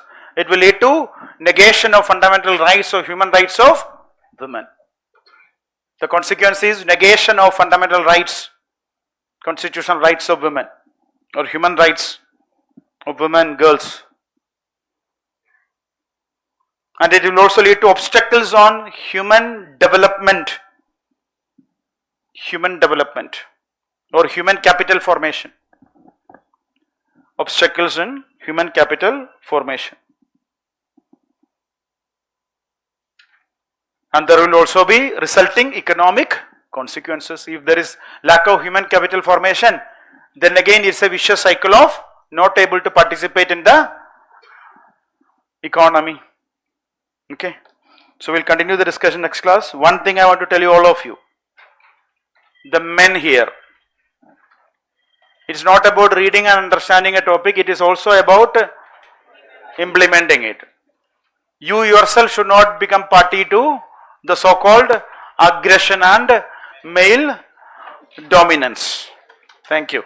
We'll meet again next class. Bring the handout. This is a very serious topic. I want to teach some.